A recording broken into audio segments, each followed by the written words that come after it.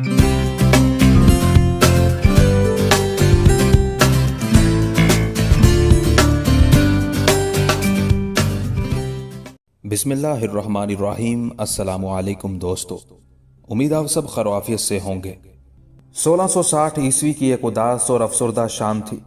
आलम इस्लाम का अजीम फर्जंद और हिंदुस्तान का बेमिसाल और शरीफुन नफ्स शहंशाह औरंगजेब आलमगीर मगरिब की नमाज अदा करने के बाद जब मस्जिद से निकला तो उसके पीछे पीछे उसका वजीर मीर जुमला खान और काजी कवी खान भी निकले।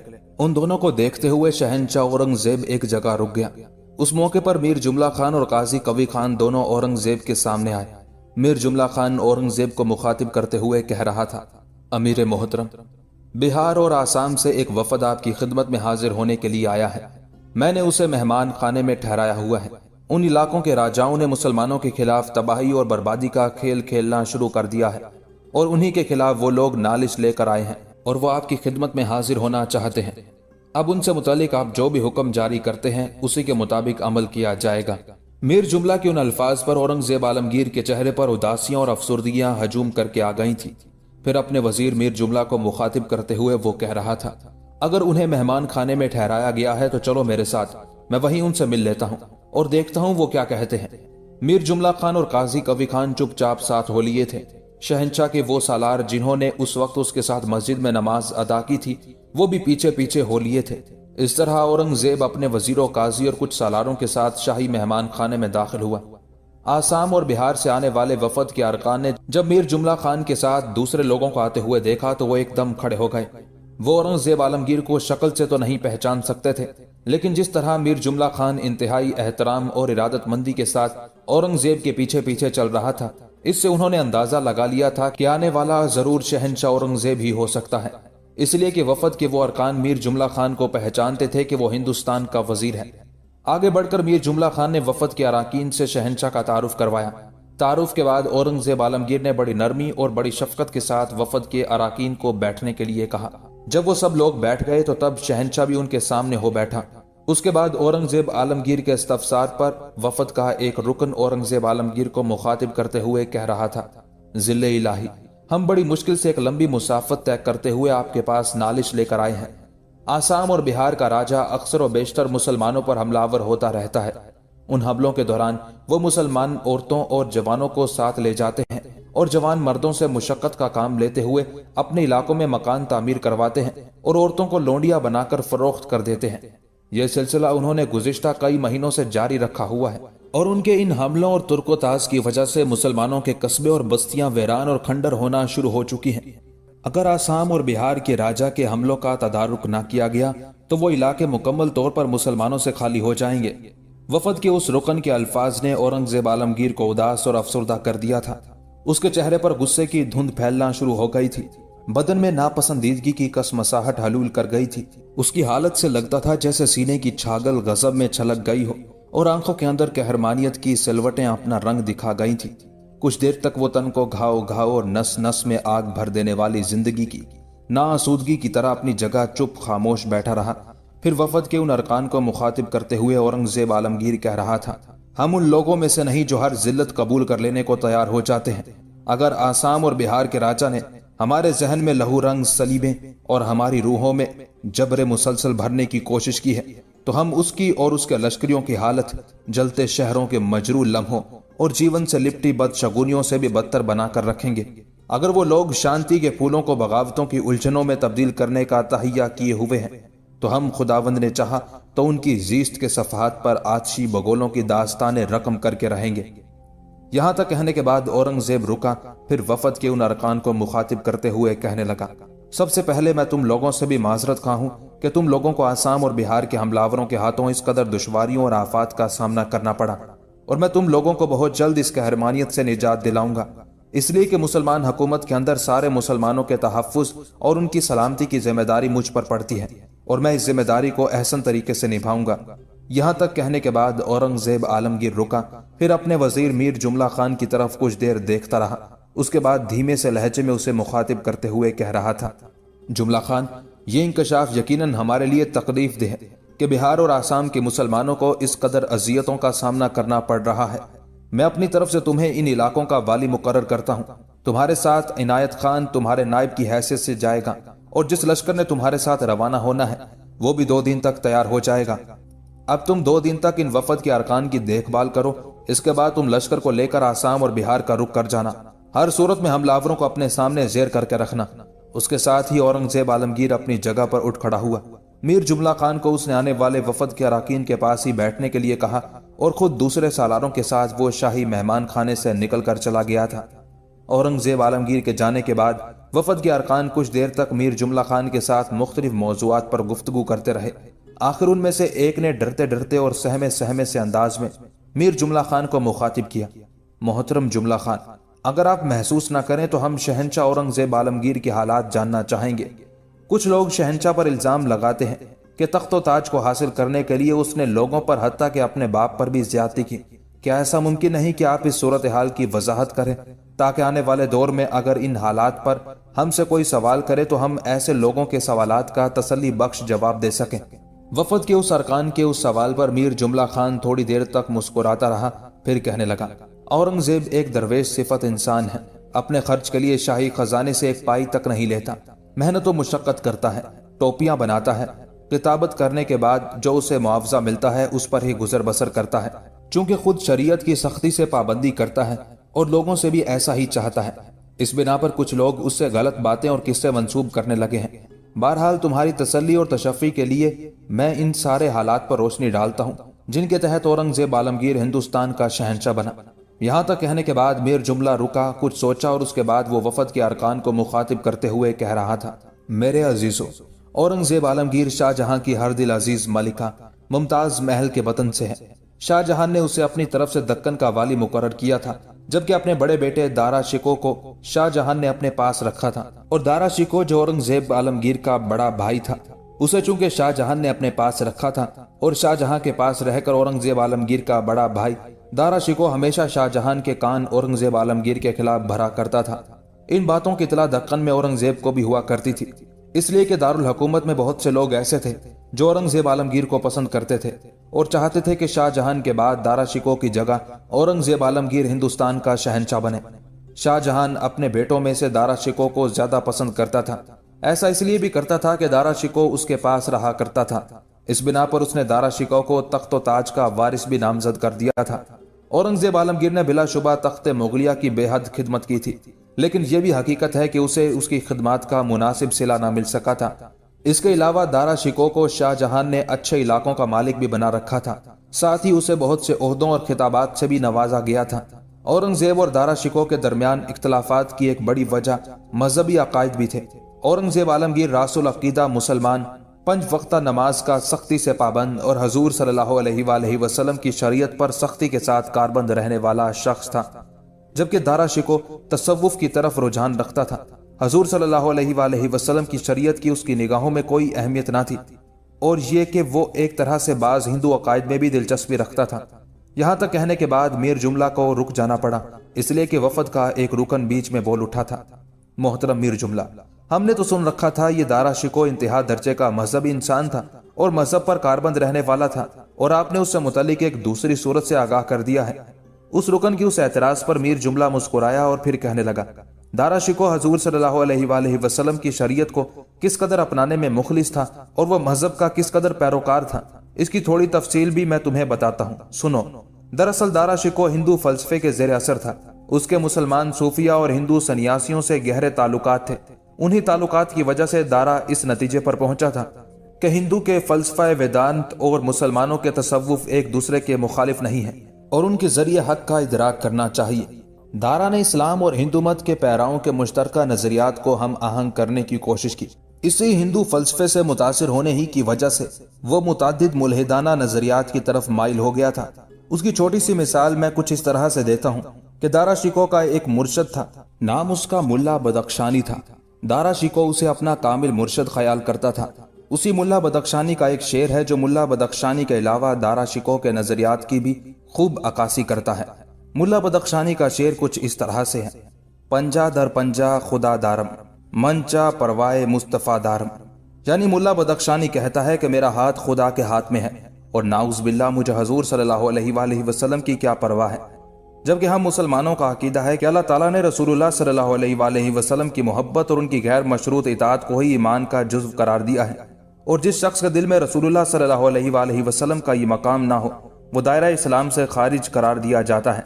علامہ اقبال نے شاید حضور صلی اللہ علیہ وآلہ وسلم کی محبت اور ملا بدخشانی کے اسی شعر کے خلاف اپنا یہ شعر کہا تھا: در دل مسلم مقام مصطفیٰ است، آبروئے ما زنام مصطفیٰ است۔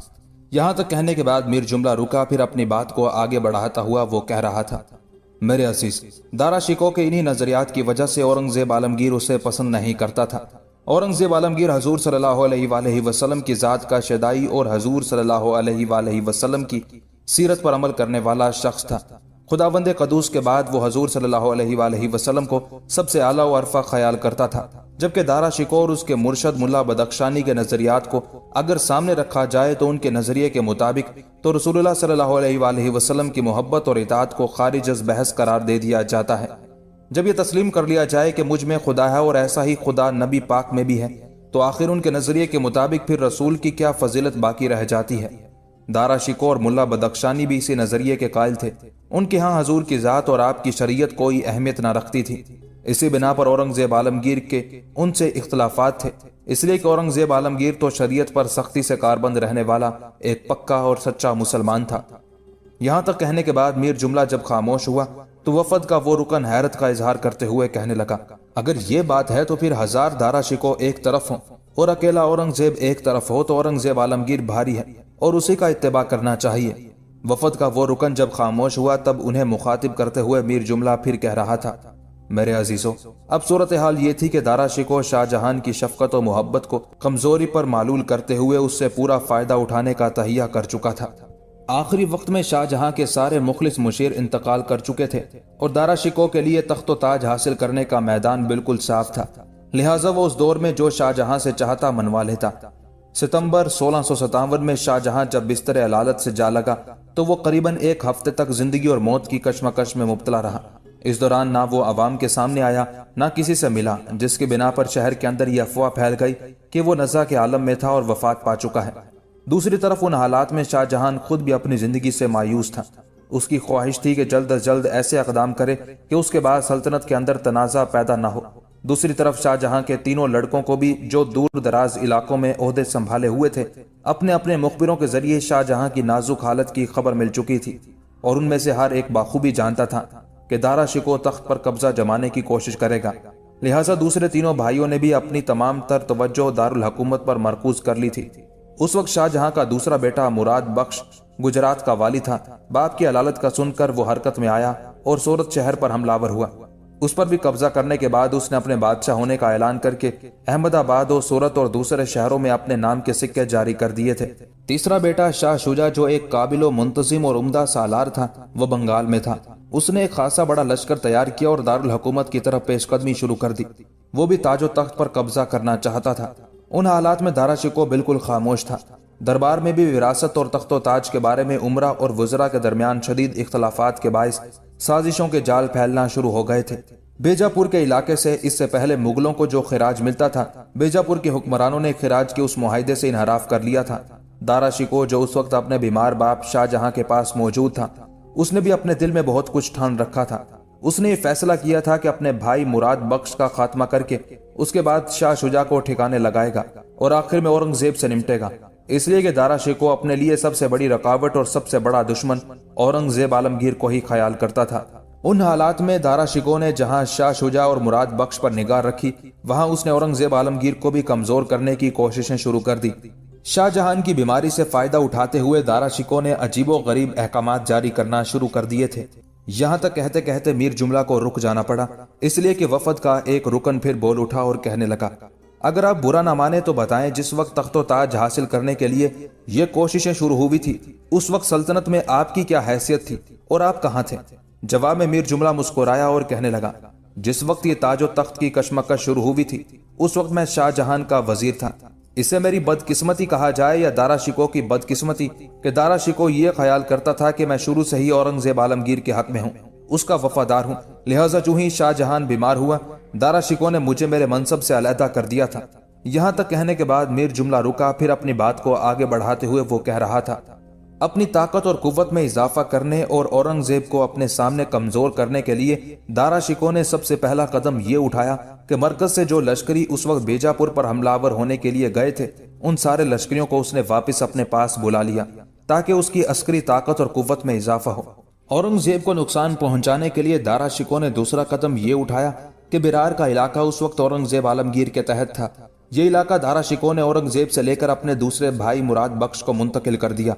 اس طرح دارا شکوہ چاہتا تھا کہ بیرار کے علاقے کو متنازع بنا کر اورنگزیب عالمگیر اور مراد بخش دونوں آپس میں لڑ پڑیں گے، ایک دوسرے کا گریبان پکڑیں گے، کمزور ہو جائیں گے اور اسے ان دونوں کا خاتمہ کرنے کا موقع مل جائے گا۔ میر جملہ رکا، پھر بات کو آگے بڑھاتے ہوئے کہہ رہا تھا، میرے عزیزو، جیسا کہ میں بتا چکا ہوں کہ شاہ شجاع بنگال کا حاکم تھا اور جب اس نے شاہ جہان کے مرنے کی افواہ سنی تو وہ ایک لشکر لے کر مرکز کی طرف روانہ ہو گیا تھا۔ اتنی دیر تک شاہ جہان کی طبیعت قدرے سنبھل چکی تھی، لہٰذا دارا شکوہ نے شاہ جہان سے یہ حکم جاری کرا دیا کہ راجہ جے سنگھ اور دارا شکوہ کا بیٹا سلیمان شکوہ ایک لشکر لے کر روانہ ہوں اور شاہ شجاع کا مقابلہ کرتے ہوئے اس کی پیش قدمی کو روک دیں۔ ساتھ ہی شاہ جہان سے اس نے دو اور احکامات بھی جاری کروا دیے۔ پہلا یہ کہ ایک لشکر مراد بخش کی طرف روانہ کیا گیا اور اس کے لشکر کے ذمہ یہ کام لگایا گیا کہ مراد بخش سے گجرات کا قبضہ واپس لے لیا جائے، اور ایک لشکر اورنگزیب کی طرف روانہ کیا گیا۔ اس لشکر کے ذمہ یہ کام لگایا گیا کہ وہ اورنگزیب سے ہرگز نہ ٹکرائے، تاہم اس کی سرگرمیوں پر نظر رکھے۔ اس کے بعد دارا شکوہ نے ایک اور بہت بڑا قدم اٹھایا، اس نے اپنے باپ شاہ جہان کو آگرہ کے قلعے میں منتقل کر دیا اور تمام احکامات اور حکومت کا انتظام اپنے ہاتھ میں لیتے ہوئے اس نے سارے احکامات شاہ جہان کی طرف سے خود جاری کر دیے تھے۔ دارا شکوہ نے اپنے بھائی شاہ شجاع کا راستہ روکنے کے لیے جو لشکر روانہ کیا تھا، بنارس کے قریب دونوں لشکر ایک دوسرے کے آمنے سامنے آئے۔ اس موقع پر شاہ شجاع نے راجہ جے سنگھ اور دارا شکوہ کے بیٹے سلیمان شکوہ پر ان اندیشوں کا اظہار کیا کہ وہ اپنے باپ شاہ جہان کو دارا شکوہ کے ہاتھوں سے بچانے کے لیے پیش قدمی کر رہا ہے، اس لیے کہ شاہ جہان کو دارا شکوہ سے خطرہ ہے۔ لیکن راجہ جے سنگھ نے شاہ شجاع کو یقین دلایا کہ شاہ جہان باقید حیات ہے، وہ بخیریت ہے۔ ساتھ ہی راجہ جے سنگھ نے اپنی طرف سے یہ بھی کہہ دیا کہ شاہ جہان نے اس کے نام یہ پیغام بھجوایا ہے کہ شاہ شجاع اگر اپنے لشکر کو لے کر واپس چلا جائے تو اسے نہ صرف اس کے عہدے پر بحال رکھا جائے گا بلکہ بہار کا علاقہ بھی اس کے تحت دے دیا جائے گا اور ساتھ ہی اسے معاف بھی کر دیا جائے گا۔ قریب تھا کہ شاہ شجاع اپنا لشکر لے کر واپس چلا جاتا، لیکن راجہ جے سنگھ اور دارا شکوہ کے بیٹے سلیمان شکوہ نے اس پر حملہ کر دیا۔ شاہ شجاع کی بدقسمتی کے اس حملے سے اس کے لشکری منتشر ہو گئے اور وہ بنگال کی طرف بھاگ گیا۔ اورنگزیب عالمگیر اس وقت تک دکن میں تھا، اس لیے کہ وہ اپنے باپ کی طرف سے دکن کا والی تھا۔ ان حالات کی خبریں جب اسے ملی تو اسے دارا شکوہ پر بڑا غصہ آیا، لہٰذا اپنا لشکر لے کر وہ نکلا اور آگرہ کی طرف اس نے کوچ کیا۔ 1658 کو اورنگزیب عالمگیر اپنے لشکر کے ساتھ برہان پور پہنچا۔ وہاں اس نے اپنے لشکر کے ساتھ لگ بھگ 1 ماہ قیام کیا، اس کے بعد پھر دارالحکومت کا رخ کیا۔ اب صورتحال یہ تھی کہ دارا شکوہ مرکز میں تھا، شاہ شجاع شکست اٹھا کر بنگال کی طرف بھاگ گیا تھا، مراد بخش کی کوئی حیثیت ہی نہ رہی تھی۔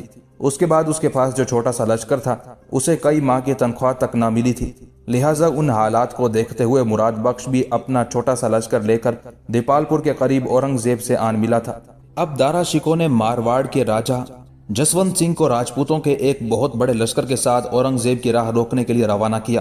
دارا شکوہ کو امید تھی کہ راجپوت اورنگزیب پر حملہ آور ہو کر اس کی ساری کارروائیوں کو ناکام بنا دیں گے اور اسے ایسی شکست دیں گے کہ دکن تک کہیں بھی اسے پناہ گاہ نہیں ملے گی۔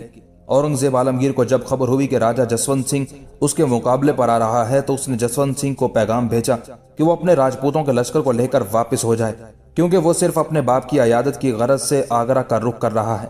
لیکن جسونت سنگھ نے واپس جانے کی بجائے مزید پیش قدمی کی اور اورنگزیب سے ٹکرا گیا۔ اس ٹکراؤ کے نتیجے میں اورنگزیب نے راجپوتوں پر حملہ آور ہو کر انہیں بدترین شکست دی، ان گنت راجپوتوں کو اس نے موت کے گھاٹ اتار دیا۔ اس ٹکراؤ میں خود جسونت سنگھ بھی بری طرح زخمی ہوا اور اس کے بڑے بڑے سالار قیدی کی صورت میں اورنگزیب کے سامنے پیش کیے گئے اور انہوں نے اورنگزیب کی اطاعت قبول کر لی۔ جو باقی بچے وہ فرار ہونے میں کامیاب ہو گئے۔ اس فتح کی خوشی میں فتح کا جشن منانے کی بجائے اورنگزیب عالمگیر نے وہاں ایک شہر آباد کیا اور اس شہر کا نام اس نے فتح آباد رکھا اور کچھ لوگوں کو وہاں اس نے آباد کیا۔ اس کے بعد وہ جون کے مہینے میں گوالیار پہنچا۔ گوالیار ہی میں اسے اطلاع ملی کہ دارا شکوہ ایک بہت بڑا لشکر لے کر اورنگزیب عالمگیر کا مقابلہ کرنے کے لیے آگرہ سے روانہ ہو چکا ہے۔ اورنگزیب نے اپنی پیش قدمی جاری رکھی، یہاں تک کہ وہ سافو گڑھ کے قریب پہنچ گیا۔ اتنی دیر تک دارا شکوہ بھی اپنے لشکر کے ساتھ وہاں پہنچا۔ دونوں بھائیوں میں تصادم ہوا، جس کے نتیجے میں اورنگزیب نے دارا شکوہ کو بدترین شکست دی اور دارا شکوہ اپنی جان بچا کر بھاگ گیا۔ اس جنگ میں اورنگزیب کا بھائی مراد بخش جو اس کا ساتھ دے رہا تھا زخمی ہوا تھا، اس لیے کہ اس کے چہرے پر کچھ تیر لگے تھے، تاہم اس کی جان بچ گئی تھی۔ اس جنگ کے بعد اورنگزیب عالمگیر نے جو سب سے پہلا کام کیا وہ یہ کہ اس نے نماز ادا کرنے کے بعد اپنے زخمی بھائی مراد بخش کی عیادت کی، اس سے ملا، پھر اپنے لشکر کے ساتھ دوبارہ اس نے آگرہ کی طرف پیش قدمی شروع کر دی تھی۔ آگرہ کے قریب جا کر اورنگزیب عالمگیر نے اپنے لشکر کے ساتھ وہاں پڑاؤ کر لیا۔ اس دوران آگرہ سے کئی سرکردہ عمرہ اور سالار نکل کر اورنگزیب کی خدمت میں حاضر ہونا شروع ہو گئے، اور نہ صرف اطاعت و فرما برداری اختیار کی بلکہ اپنی خدمات بھی انہوں نے اورنگزیب کے سپرد کرنا شروع کر دی تھی۔ دارا شکوہ نے جب اس صورتحال سے اپنے باپ شاہ جہان کو آگاہ کیا تو شاہ جہان نے قلعے کے دروازے بند کرا دینے کا حکم دے دیا اور قلعے کی حفاظت کا عزم کر لیا۔ اورنگزیب نے اس موقع پر دو کام کیے۔ پہلا یہ کہ اس نے توپوں کے منہ کھول دیے جنہوں نے گولے اگلتے ہوئے شہر اور قلعوں کی فصیل کو اپنا ہدف بنانا شروع کر دیا تھا۔ دوسرا کام اس نے یہ کیا کہ جمنا سے جو پانی شہر کے اندر اور قلعے میں جاتا تھا وہ پانی اس نے بند کرا دیا۔ اب صورتحال شدت اختیار کرنے لگی۔ قلعے کے اندر جو کنویں تھے اس موسم میں بارش نہ ہونے کی وجہ سے ان کا پانی خشک ہو گیا، لہٰذا قلعے کے اندر جو لشکر تھا اس کو سخت مشکلات کا سامنا کرنا پڑا۔ پانی کہیں سے بھی دستیاب نہ ہو رہا تھا۔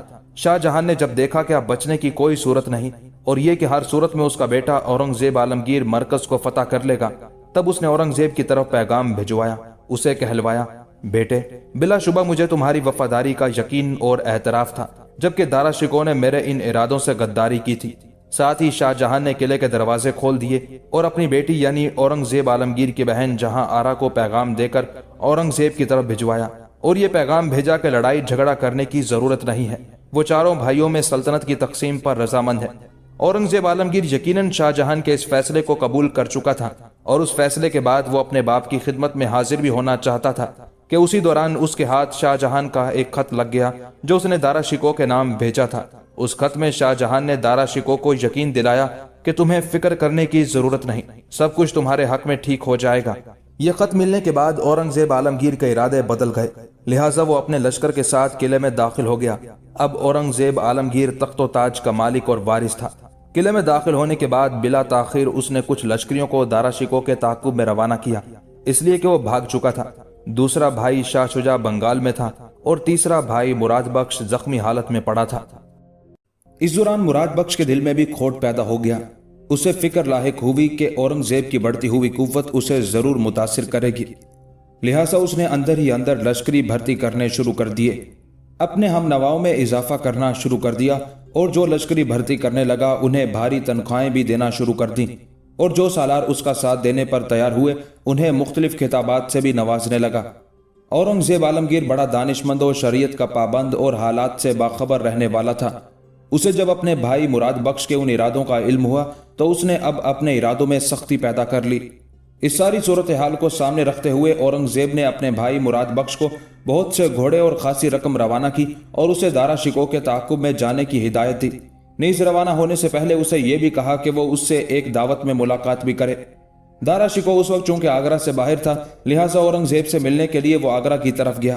دونوں بھائیوں نے اکٹھے بیٹھ کر کھانا کھایا، شکار کھیلا۔ اس کے بعد اورنگزیب نے مراد بخش کو آرام کرنے کے لیے کہا، لیکن کچھ ہی دیر بعد اسے گرفتار کر کے خاموشی کے ساتھ دہلی کے قلعے کی طرف بھجوا دیا گیا۔ دوسری طرف دارا شکوہ آگرہ سے پہلے دلی کی طرف بھاگ گیا تھا اور وہاں اس نے اپنے لشکر میں اضافہ کرنا شروع کر دیا تھا، لیکن وہ اورنگزیب کی طاقت اور قوت اور اس کے عزائم اور ارادوں کی پختگی سے بھی واقف تھا۔ اس نے جان لیا تھا کہ وہ کسی بھی صورت اورنگزیب کا مقابلہ نہیں کر سکتا، لہٰذا دہلی سے نکلا اور لاہور کی طرف روانہ ہوا۔ دوسری طرف اورنگزیب عالمگیر اپنے ایک بھائی مراد بخش سے تو چھٹکارا حاصل کر چکا تھا، وہ چاہتا تو مراد بخش کو قتل بھی کر سکتا تھا، لیکن اس نے ایسا نہیں کیا۔ اسے دہلی کے قلعے میں قید کر دیا، خود بھی اپنا لشکر لے کر وہ دہلی پہنچ گیا اور لشکر کا ایک حصہ اس نے دارا شکوہ کے تعاقب میں روانہ کیا۔ ایک اور لشکر اورنگزیب عالمگیر نے دارا شکوہ کے بیٹے سلیمان شکوہ کی طرف روانہ کیا۔ اس وقت وہ الہ آباد میں مقیم تھا۔ دارا شکوہ دلی سے لاہور پہنچا، مگر شدید تعاقب کے باعث وہ لاہور سے بھی نکلا اور گجرات کا رخ کیا۔ جنوب کی طرف جانے کے بعد دارا شکوہ نے پھر ایک لشکر تیار کیا اور اورنگزیب سے ٹکر لینے کی کوشش کی۔ اس موقع پر مارواڑ کا راجہ جسونت سنگھ بھی اورنگزیب سے جا ملا۔ گو اس نے شروع میں اورنگزیب کے خلاف کارروائیاں کی تھی، لیکن اورنگزیب کے حامی راجہ جے سنگھ کی سفارش پر اورنگزیب نے جسونت سنگھ کو معاف کر دیا اور اسے اس کے پہلے منصب پر بحال رکھا۔ ایک بار پھر دارا شکوہ اور اورنگزیب کے لشکریوں کے درمیان تصادم ہوا، जिसके नतीजे में दारा को बदतरीन शिकस्त हुई और उसे भागना पड़ा। वो गुजरात पहुंचा मगर वहां भी चैन ना मिल सका। उसने एक बार फिर अहमदाबाद का रुख किया, लेकिन वहां के वाली ने उसे शहर में दाखिल होने से रोक दिया। आखिर वो दर बदर फिरने के बाद एक बलोची सरदार मलिक जीवन के यहाँ पनाह लेने पर मजबूर हुआ, लेकिन मलिक जीवन ने उसे धोखा दिया और उसे पकड़कर औरंगजेब के सालारों के हवाले कर दिया। इस तरह 22 अगस्त 1659 ईस्वी को दारा शिकोह और उसका बेटा सफीर शिकोह दोनों गिरफ्तार होकर दिल्ली पहुंचा दिए गए। ये भी कहा जाता है कि दारा शिकोह की बीवी नादरा बेगम और उसकी लड़की ने दारा शिकोह से बार बार दरख्वास्त की थी कि वो बलोच सरदार मलिक जीवन पर एतमाद ना करे, मगर उसने उनकी एक ना सुनी। नादरा बेगम उसी कसम पुरसी की हालत में अपने शोहर के साथ दर बदर फिरती हुई इंतकाल कर गई। उसकी वसीयत के मुताबिक उसे लाहौर में दफन कर दिया गया। खुद दारा शिकोह अपनी पे दर पे नाकामियों, बेबसी और दोस्तों की गद्दारी के बायस जहनी तवाजुन खो बैठा। दिल्ली पहुंचने के बाद उसे औरंगजेब के सामने पेश किया गया। कहते हैं औरंगजेब आलमगीर दारा शिकोह और उसके बेटे को सजा देने के हक में नहीं था और उसे छोड़ देना चाहता था, लेकिन कुछ उमरा और उलमा ने औरंगजेब आलमगीर पर जोर दिया कि दारा शिकोह काफिर है, इस्लाम का बदतरीन बागी है, लिहाजा उसके लिए सख्त से सख्त सजा तजवीज की जानी चाहिए। बहरहाल दारा शिकोह का खात्मा कर दिया गया और उसे हमायूं के मकबरे में दफन कर दिया गया। अब दारा शिकोह का एक बेटा सफीर शिकोह तो उसके साथ ही खत्म हो चुका था। उसके दूसरे लड़के सुलेमान शिकोह ने औरंगजेब के भाई और बंगाल के हाकिम शाह शुजा से टक्कर लेने का इरादा किया। इसी दौरान उसे खबर मिली कि साफूगढ़ के मकाम पर औरंगजेब के हाथों उसके बाप दारा शिकोह को शिकस्त हुई है। लिहाजा वो अपने बाप की मदद के लिए रवाना हुआ और शाह शुजा का इरादा उसने तर्क कर दिया। चुनाचे अपने कुछ उमरा के कहने पर वो इलाहाबाद की तरफ रवाना हुआ, जहां से वो लखनऊ और मुरादाबाद के रास्ते हरिद्वार पहुंचा ताकि पंजाब पहुंचकर अपने बाप की मदद कर सके, क्योंकि उस वक्त दारा शिकोह दिल्ली से लाहौर का रुख किए हुए था। दूसरी तरफ सुलेमान शिकोह की उस पेशकदमी से औरंगजेब भी गाफिल नहीं था। औरंगजेब का मामू शाइस्ता खान सुलेमान शिकोह के ताक़ुब में लग गया और उसे शिकस्त देकर गढ़गाल के इलाकों की तरफ भाग जाने पर मजबूर कर दिया। गढ़गाल में भी उसे चैन नसीब ना हुआ और ताक़ुब करने वालों ने उसे गिरफ्तार करके 2 जून 1661 ईस्वी को सलीमगढ़ के किले में पहुंचा दिया गया। आखिर सुलेमान शिकोह को पाबा जंजीर करके औरंगजेब के सामने पेश किया गया। औरंगजेब ने उसे कत्ल नहीं कराया, बल्कि उसके बागीपन की सजा के तौर पर उसे ग्वालियर के किले में नजरबंद कर दिया। अब औरंगजेब अपने भाई मुराद और दारा शिकोह से निजात पा चुका था। बाकी तीसरा भाई शाह शुजा रहता था। तख्तो ताज हासिल करने के बाद औरंगजेब ने एक खत शाह शुजा को लिखा, जिसमें बिरादराना जज्बात का मुजाहरा करते हुए औरंगजेब ने अपने भाई शुजा से वादा किया कि वो जो तलब करेगा उसे देगा, लेकिन वो बागीपन इख्तियार ना करे और सरकशी ना करे, ना ही औरंगजेब के खिलाफ जंग की तैयारियां करता रहे। लेकिन शाह शुजा नहीं माना, अपने लश्कर और ताकत में इजाफा करता रहा। उसने तहिया कर लिया था कि वह हर सूरत में औरंगजेब से टकराएगा और तख्तो ताज पर कब्जा करने की कोशिश करेगा। उन हालात की खबर जब औरंगजेब आलमगीर को हुई, तब मजबूरन वो लश्कर लेकर निकला। शाह शुजा और औरंगजेब का टकरा हुआ, जिसके नतीजे में शाह शुजा को शिकस्त हुई और वो भागकर बंगाल की तरफ गया। लेकिन उसकी बदकिस्मती के अपने ही इलाके में कुछ लोगों ने उस पर हमलावर होकर उसका खात्मा कर दिया। इस तरह शाह शुजा भी अपने अंजाम को पहुंचा। अब बाकी शाहजहां रह गया था, जो आगरा के किले में नजरबंद था। उसके साथ उसकी लड़की जहां आरा को भी रखा गया था। औरंगजेब आलमगीर ने वो तमाम खजाने जो आगरा के किले में मौजूद थे जब्त कर लिए, ताहम शाहजहां को अपने ज़रो जवाहिरात और अपना ज़ाती सुरमाया अपने पास रखने की इजाज़त थी। साथ ही औरंगजेब आलमगीर ने आगरा के किले का वाली अपने जिस बेटे को बनाया, उसके लिए सख्ती से अहकामात जारी किए गए कि आगरा के किले में कभी कोई ऐसा कदम ना उठाया जाए जिससे उसके बाप शाहजहां के दिल को ठेस पहुंचे। यहां तक कहने के बाद मीर जुमला रुका, फिर वफद के अरकान को मुखातिब करते हुए कहने लगा, मेरे भाइयों, हिंदुस्तान के मौजूदा शहनशाह औरंगजेब आलमगीर से मुतालिक जो तफसील तुमने मुझसे तलब की थी, वो मैंने तुमसे कह दी है। उस मौके पर वफद का एक रुकन फिर भी मीर जुमला को मुखातिब करते हुए कहने लगा, अगर आप बुरा ना माने तो क्या आप हमें यह बताएंगे कि दिल्ली में लोग ज्यादातर औरंगजेब आलमगीर को कैसे मुखातिब करते हैं? जवाब में मीर जुमला मुस्कुराया और कहने लगा, लोग औरंगजेब आलमगीर को मुख्तलिफ अंदाज में मुखातिब करते हैं। कुछ लोग शहनशाह कहते हैं, कुछ लोग ताजवर कहकर मुखातिब करते हैं। उमरा की अक्सरियत अमीर भी पुकारती है, जबकि अक्सर सालार और उमरा औरंगजेब आलमगीर को मेरे मोहतरम भी कहकर मुखातिब करते हैं। यहां तक कहने के बाद मीर जुमला जब रुका तो वफद का एक और रुकन उसे मुखातिब करते हुए कह रहा था, मोहतरम मीर जुमला, ये जो आसाम के इलाकों के राजा ने मुसलमानों के खिलाफ बगावत और सरकशी इख्तियार की है, तो आप समझते हैं। उस रुकन को अपनी बात मुकम्मल करने का मौका ना मिला। اس لیے کہ جو کچھ وہ کہنا چاہتا تھا میر جملہ سمجھ چکا تھا۔ فوراً بولا اور کہنے لگا، میں سمجھتا ہوں کہ تم یہ کہنا چاہتے ہو کہ اس بغاوت پر قابو پا لیا جائے گا کہ نہیں۔ میرے عزیز، اورنگزیب عالمگیر کوئی بچہ یا خام کار نہیں ہے۔ جہاں وہ جنگ کا بہترین تجربہ رکھتا ہے وہاں انتظامی امور میں بھی وہ لاجواب ہے۔ اپنی نوجوانی ہی سے وہ مختلف علاقوں کا حکمران رہا ہے اور اس سلسلے میں وہ انتظامی امور کے علاوہ جنگوں کا بھی بہترین تجربہ رکھتا ہے۔ شاہ جہاں نے سب سے پہلے اسے 1636 میں دکن کا حاکم مقرر کیا تھا اور اگلے ہی برس اسے گجرات کا حاکم مقرر کیا گیا۔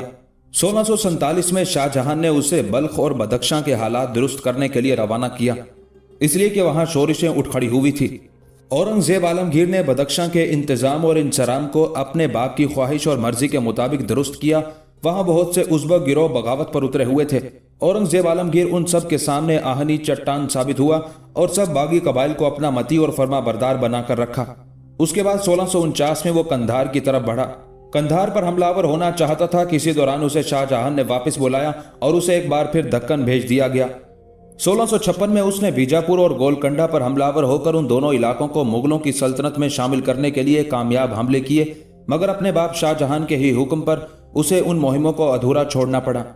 اس کے ساتھ ہی میر جملہ خاموش ہو گیا۔ کچھ دیر تک وہ وفد کے ارکان کی طرف دیکھتا رہا، پھر کہنے لگا، میرے عزیز تم لوگ آرام کرو، میں اب مستقر کی طرف جاتا ہوں، اس لیے کہ مجھے اس لشکر کا بھی جائزہ لینا ہے جو میرے ساتھ اس مہم کے لیے روانہ ہوگا۔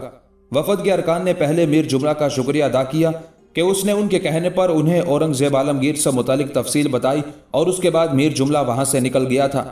2 دن بعد میر جملہ اور دوسرا سالار عنایت خان وفد کے ارکان کے ساتھ آسام اور بہار کی اس مہم کے لیے کوچ کر گئے تھے۔ میر جملہ بڑی برق رفتاری سے بہار اور آسام کی طرف بڑھا تھا۔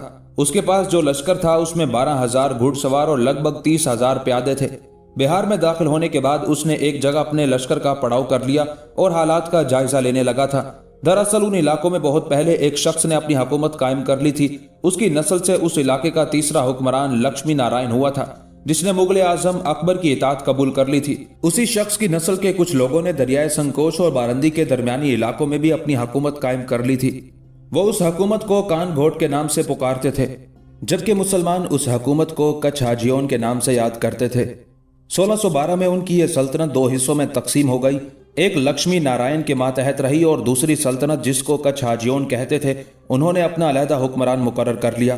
1612 میں لکشمی نارائن اور کچھ حاجیون کے حکمرانوں کے درمیان جنگ چھڑ گئی۔ یہ جنگ اورنگزیب کے تخت نشین ہونے سے بہت پہلے ہوئی۔ مغلوں نے اس تصادم سے فائدہ اٹھاتے ہوئے کچھ حاجیون پر قبضہ کر لیا، لیکن اس قبضے کے نتیجے میں مسلمانوں کو ایک اور قوت سے بھی نبرد آزما ہونا پڑ گیا، اور یہ کوشان نسل کے لوگ تھے جو لکشمی نارائن کے لوگوں سے ملتے جلتے تھے اور ان کے حکمرانوں کو آہوم کہہ کر پکارا جاتا تھا۔ اس نسل کے لوگ 13ویں صدی میں ان علاقوں میں آ کر آباد ہوئے تھے اور انہوں نے آسام کے مرکزی اور شمالی علاقوں پر اپنی حکومت قائم کر لی تھی۔ یہ لوگ شیطان کو پوجتے اور شب خون مارنے میں بڑی مہارت رکھتے تھے۔ قبائل میں جو شخص زیادہ طاقتور ہوتا وہی اپنی حکومت قائم کر لیتا اور دوسروں کو غلام بنا کر مکانات وغیرہ کی تعمیر شروع کرا دیتا۔ ان لوگوں کا لشکر صرف پیادوں یا ہاتھیوں پر مشتمل ہوا کرتا تھا۔ بنگال کے لوگوں کے ساتھ جھڑپوں کے دوران ان لوگوں نے آتش گیر مادے کا استعمال بھی سیکھ لیا تھا۔ بہرحال جب مسلمانوں نے ان پر زوردار حملے شروع کیے تو انہوں نے 1630 میں صلح کر لی اور بارندی کو مغلوں اور ان کے درمیان حد بندی کی لکیر تسلیم کر لیا گیا۔ اب جبکہ اورنگزیب عالمگیر کی حکومت تھی تو انہی عجیب و غریب قبائل نے مسلمانوں کے خلاف بغاوت اور سرکشی کر دی تھی، اور اسی بغاوت کو سرد کرنے کے لیے اب میر جملہ اپنے لشکر کے ساتھ وہاں پہنچا تھا۔ بہار میں پہنچنے کے بعد میر جملہ نے جب اپنے لشکر کا پڑاؤ کر لیا، خیمے نصب ہو گئے، تب میر جملہ اور اس کا نائب عنایت خان ایک جگہ جمع ہوئے۔ پھر میر جملہ عنایت خان کو مخاطب کرتے ہوئے کہنے لگا، عنایت خان، لشکر کے کوچ کرنے سے پہلے تک میں میر محترم سے ملا تو انہوں نے مجھ پر انکشاف کیا کہ لشکر میں 2 لڑکے بھی تربیت کے لیے شامل کیے گئے ہیں۔ میں چاہتا ہوں کہ پہلے ان دونوں کو میرے پاس لاؤ تاکہ میں دیکھوں کہ وہ کس عمر کے اور کیا کام کر سکتے ہیں۔ میر جملہ جب خاموش ہوا تب عنایت خان مسکراتے ہوئے کہنے لگا، میر جملہ میرے بھائی، تمہارا کہنا درست ہے۔ 2 لڑکوں کو اورنگزیب نے ہمارے لشکر میں شامل کیا ہے۔ میں یہ کہنا بھی پسند کروں گا کہ یہ امیر محترم کی بہترین صفت ہے کہ جو لڑکے لاوارث رہ جاتے ہیں، یتیم ہو جاتے ہیں، ان کی دیکھ بھال شروع کر دیتے ہیں، اور جو لڑکے ان میں ہونہار ثابت ہوتے ہیں ان کی جنگی تربیت کا کام بھی شروع کر دیا جاتا ہے۔ جو لڑکے لشکر میں شامل کیے گئے ہیں ان کا تعلق بھی انہی لڑکوں سے ہے۔ میں ابھی انہیں یہاں لے کر آتا ہوں۔ اس کے ساتھ ہی عنایت خان وہاں سے ہٹ گیا۔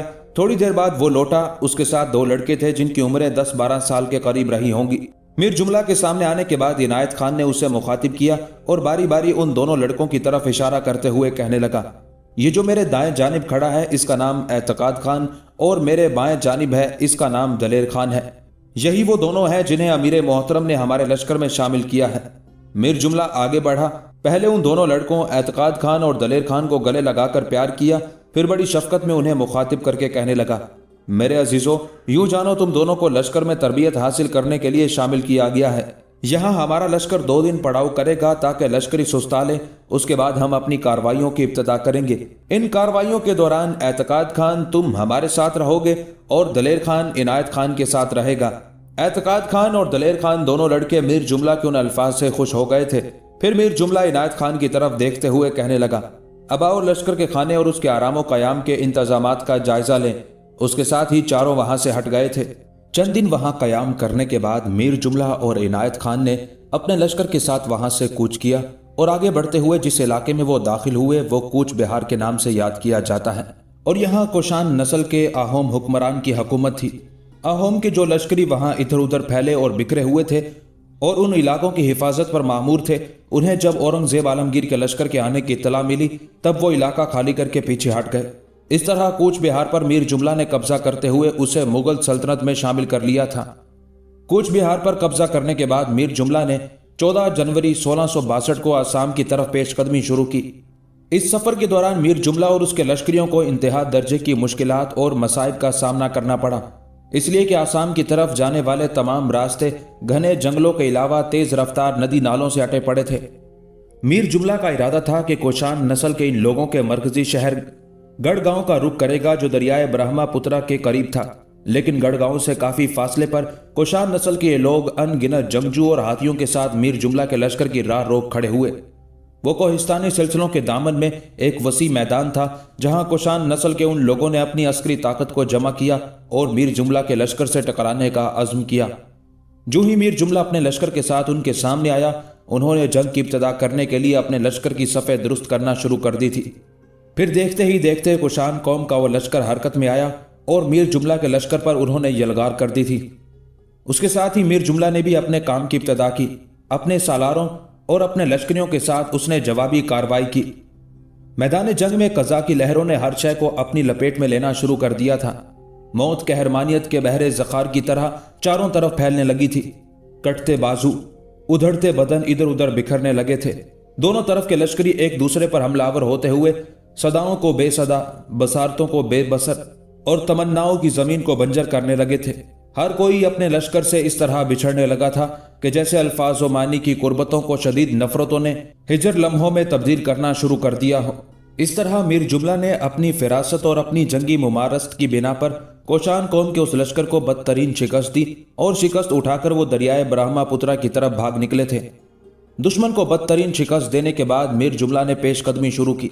साथ ही उसने अपने लिए कश्तियां हासिल करने का सिलसिला भी शुरू कर दिया था, इसलिए कि वो सारे इलाके नदी नालों और तुगयानी पर आए हुए दरियाओं से अटे पड़े थे। लिहाजा उन नदी नालों और दरियाओं को कश्तियों के बगैर अबूर करना इंतहाई मुश्किल था। इस बिना पर मीर जुमला ने अपने लिए लगभग 323 कश्तियों का इंतजाम कर लिया था। अब मीर जुमला ने एक तरह से सवारों और प्यादों के अलावा अपनी बहरी कुव्वत भी तैयार कर ली थी। उसके बाद मीर जुमला ने आहिस्ता आहिस्ता कोशान कौम के इलाकों में दाखिल होते हुए उनके किलों पर कब्जा करना शुरू कर दिया। एक किले से दूसरे किले में बड़ी एहतियात के साथ जस्तोखेज करते मीर जुमला ने उनके 8 किलों पर कब्जा कर लिया। उसके बाद वो कोशान कौम के मरकजी शहर गढ़गांव की तरफ बढ़े। गढ़गांव से बाहर एक बार फिर 17 मार्च 1662 को कोशान कौम के लश्करियों के साथ मीर जुमला का होलनाक तसादुम हुआ। इस तसादुम में भी मीर जुमला ने कोशान कौम के लश्करियों को बदतरीन शिकस्त दी और आगे बढ़कर उसने इस कौम के मरकजी शहर गढ़गांव पर कब्जा कर लिया था। मीर जुमला के हाथों बदतरीन शिकस्त उठाने के बाद आसाम का राजा और उसके लश्करी शुमाल के पहाड़ी इलाकों में रूपोश हो गए थे। इस सूरत हाल को सामने रखते हुए मीर जुमला ने फैसला किया कि आइंदा मौसम बरसात तक वो हालात का जायजा लेगा, उसके बाद वो कोई कार्रवाई करेगा। साथ ही उसने अपने लश्कर को 2 हिस्सों में तकसीम किया। एक हिस्सा कोशान कौम के मरकजी शहर गढ़गांव में छोड़ा, उसकी कमानदारी इनायत खान के हवाले की। जो तोप खाना लश्कर में था उसे भी गढ़गांव में रखा गया और लश्कर के दूसरे हिस्से के साथ मीर जुमला पेशकदमी करता हुआ माथुरापुर की तरफ बढ़ा। मथुरा पुर के गिरदो नवाह में मीर जुमला ने अपने लश्कर के साथ बहुत सी चौकियां कायम करना शुरू कर दी ताकि आमदोरफ्त के जराए पर उन चौकियों की मदद से नजर रखी जा सके। उन दिनों चूंकि बरसात का मौसम अभी शुरू नहीं हुआ था, दरियाओं, नदी और नालों का पानी उतरा हुआ था, लिहाजा चौकियां कायम करने में मीर जुमला को किसी किस्म की दुश्वारी का सामना न करना पड़ा था। ताहम दरियाओं, नदी और नालों का पानी उतरने की वजह से मीर जुमला 323 कश्तियों पर मुश्तमिल अपने बहरी बेड़े को मथुरापुर की तरफ नहीं ले जा सका, बल्कि उन 323 कश्तियों को उसने मथुरापुर से 18 मील दूर लंगर अंदाज कर दिया था। इस तरह मीर जुमला कोशान कौम की तरफ से रद्द अमल का इंतजार करने लगा था, इसलिए कि वो जानता था कि आसाम का राजा और उसके लश्करी बेशक शिकस्त उठाने के बाद शुमाल के कोहिस्तानी सिलसिलों के अंदर गायब हो चुके हैं, लेकिन मौका मिलते ही वो नमूदार होंगे और मुसलमानों पर हमलावर होने की कोशिश करेंगे। इसी बिना पर मीर जुमला ने जगह जगह चौकियां कायम कर दी थी ताकि एक चौकी से दूसरी और दूसरी से तीसरी तक दुश्मन की नकलो हरकत की इतला पहुंच सके। यूं मीर जुमला आसाम के राजा के रद्द अमल का इंतजार करने लगा था। जिन दिनों औरंगजेब आलमगीर ने मीर जुमला को आसाम और बंगाल के हालात अपने हक में करने के लिए रवाना किया था, उन्हीं दिनों औरंगजेब के लिए दक्कन में दुश्वारियां उठ खड़ी हुई। उन दुश्वारियों की इब्तिदा करने वाला मरहटों का सरदार शिवाजी था। जहां तक शिवाजी का ताल्लुक है तो वो शख्स 10 अप्रैल 1627 को शुनेर के एक पहाड़ी किले में पैदा हुआ। उसके बाद शाहू जी ने शिवाजी की मां जीजाबाई को नजरअंदाज करते हुए दूसरी शादी रचा ली थी। चुनाचे कुदरती तौर पर जीजाबाई की तमाम तर तवज्जो अपने लड़के शिवाजी की तालीम और तरबियत पर मरकूज हो गई थी। जीजाबाई कट्टर हिंदू और मुतासिब खातून थी। उसने बचपन ही से शिवाजी के कानों में मुसलमानों के खिलाफ नफरत और तासुब का जहर घोलना शुरू कर दिया था। वो शिवाजी को कहानियां और दास्तानों की सूरत में मुसलमानों के खिलाफ नफरत उभारती रही। इस तरह वो अपने बेटे को मुसलमानों के खिलाफ जंग करने के लिए उकसाती भी रही। शिवाजी के लिए जीजाबाई ने जिस उस्ताद का चुनाव किया वो भी जीजाबाई ही की तरह मुसलमानों का बदतरीन दुश्मन ख्याल किया जाता था, और उसने जीजाबाई के नफरत भरे खतूत पर ही शिवाजी की तरबियत का काम शुरू कर दिया था। इलावज़ीं शिवाजी को बचपन ही से अस्करी तरबियत भी दी गई। शिवाजी जो ही जवान हुआ उसने हिंदू साधुओं से हिंदू मत के गलबे के लिए मशवरे करने शुरू कर दिए थे। उसका रूहानी पेशवा एक शख्स स्वामी रामदास था, जिसने शिवाजी को जो सबसे पहला सबक दिया वो कुछ यूं था: गाय और ब्राह्मण का तहफ़्फ़ुज़ उसके धर्म का अव्वलीन सतून है, लिहाजा हिंदुओं से गाय के नाम पर बड़ी कुर्बानी तलब की जा सकती है। इसके अलावा शिवाजी के रूहानी पेशवा स्वामी रामदास और हिंदू साधुओं के जेर निगरानी शिवाजी जिस माहौल में परवान चढ़ा, उसका तकाजा था कि वो एक हिंदू हुकूमत कायम करके मुसलमानों की गुलामी से निजात हासिल करे। लिहाजा उसने ऐसा ही किया। उसकी शुरू ही की मुहिमात, मंसूबाबंदी और नकलो हरकत से यह बात वाज़ेह हो गई थी कि वो सिर्फ महाराष्ट्र या दक्कन के इलाकों ही में नहीं बल्कि पूरे हिंदुस्तान में एक हिंदू हुकूमत कायम करने का ख्वाहिशमंद था।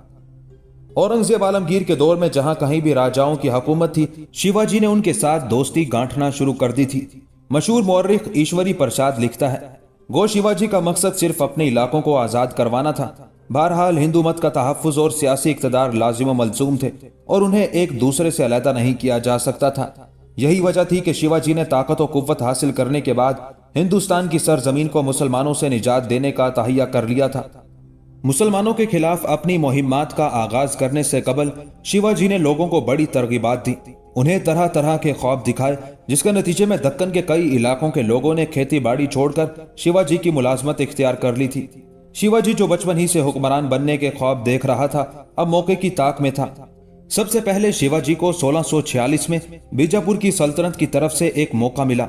वो इस तरह के बीजापुर का सुल्तान उन्हीं दिनों शदीद अलालत में मुब्तला हो गया और उसके इलाकों में लाकानूनियत ने शिवाजी को वो मौका फराहम किया जिसके लिए वो एक अरसे से मुंतजिर था।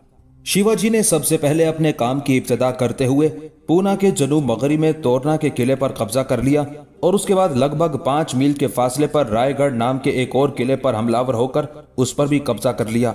1647 में मुख्तलिफ जागीरदारों के इलाकों पर कब्जा करते हुए अपनी ताकत और कुव्वत में इजाफा करना शुरू कर दिया। यहाँ तक कि उसने किला चगान, बारानदी और अनंतपुर जैसे मजबूत और मुस्तहकम किलों पर कब्जा कर लिया था। उसके बाद उसने अपने काम को फैलाया और 3 मजीद मजबूत और मुस्तहकम किलों पर कब्जा करते हुए उसने अपने जेर तसल्लुत इलाके में वुसअत पैदा कर ली थी। इन सारी कार्रवाइयों में कामयाबियां हासिल करने के बाद शिवाजी के वलवले और उसके हौसले मजीद जवान हुए, उसके इरादों को तकवीयत मिली, लिहाजा वो फिर बीजापुर की सल्तनत के इलाकों पर हमलावर हुआ और 2 मजीद मजबूत और मुस्तहकम किलों पर कब्जा कर लिया। उन किलों के नाम कलियान और कोकान थे। दूसरी तरफ बीजापुर का सुल्तान अपनी अलालत से अब सेहतयाब हो चुका था। اسے جب خبر ہوئی کہ شیواجی نے اس کے علاقوں پر حملہ آور ہو کر کئی علاقوں پر قبضہ کر لیا ہے تو اس نے شیواجی کی سرکوبی کا فیصلہ کیا۔ بیجاپور کے سلطان نے اپنے ایک سالار مصطفیٰ کو یہ مہم سونپی۔ مصطفیٰ اپنے لشکر کے ساتھ حرکت میں آیا اور مرہٹوں پر حملہ آور ہو کر اس نے شیواجی کے باپ شاہو جی کو گرفتار کر کے اس کی جاگیر ضبط کر لی۔ شیواجی بڑا چالاک اور عیار شخص تھا۔ اپنے باپ کی گرفتاری کی خبر سنتے ہی شیواجی نے مزید عسکری کارروائیاں ترک کر دی اور اپنے باپ شاہو جی کی رہائی کے لیے تدبیریں کرنے لگا۔ شیواجی جانتا تھا کہ مسلمانوں کا شہنشاہ اورنگزیب عالمگیر پہلے ہی اس کے خلاف ہے اور اگر بیجاپور کا سلطان اس کے خلاف حرکت میں آ گیا تو پھر اسے کہیں بھی سر چھپانے کی جگہ نہیں ملے گی۔ لہٰذا بیجاپور کے سلطان کا مقابلہ کرنے کے لیے اس کے ذہن میں یہ تدبیر آئی کہ آزاد حیثیت سے کارروائیاں کرنے کی بجائے وہ شہنشاہ اورنگزیب عالمگیر کے لشکر میں شامل ہو جائے۔ اس طرح وہ ہر قوت سے محفوظ ہو جائے گا۔ اپنا یہ مقصد حاصل کرنے کے لیے شیواجی دکن میں مغلوں کے والی کی خدمت میں حاضر ہوا اور اس سے مل کر اس نے مغلوں کے لشکر میں شامل ہونے کی خواہش کا اظہار کیا۔ اس خواہش کی خبر جب بیجاپور کے حکمران عادل شاہ کو ہوئی تو اسے بڑی تشویش لاحق ہوئی۔ وہ یہ خیال کرنے لگا کہ کہیں شیواجی واقعی مغلوں کے لشکر میں شامل ہو کر اس کے لیے درد سر بننے کی کوشش نہ کرے، اس لیے کہ مرہٹوں کے علاقے بیجاپور کے علاقوں کے ہمسائے میں تھے۔ اس بنا پر عادل شاہ نے شیواجی کے باپ شاہو جی کو رہا کر دیا۔ یوں شیواجی اپنی چالاکی اور اپنی عیاری سے کام لیتے ہوئے مغلوں کے لشکر میں شامل ہونے کی دھمکی دے کر اپنے باپ کو عادل شاہ سے رہا کرانے میں کامیاب ہو گیا۔ تاہم شیواجی کے باپ شاہو جی کو رہا کرتے وقت عادل شاہ نے شاہو جی سے عہد لیا کہ وہ اپنے بیٹے شیواجی کو باغیانہ سرگرمیوں سے روکے گا۔ چنانچہ شیواجی نے اپنے باپ شاہو جی کے کہنے پر لگ بھگ 6 سال تک کے لیے مزید عسکری سرگرمیاں ترک کر دی۔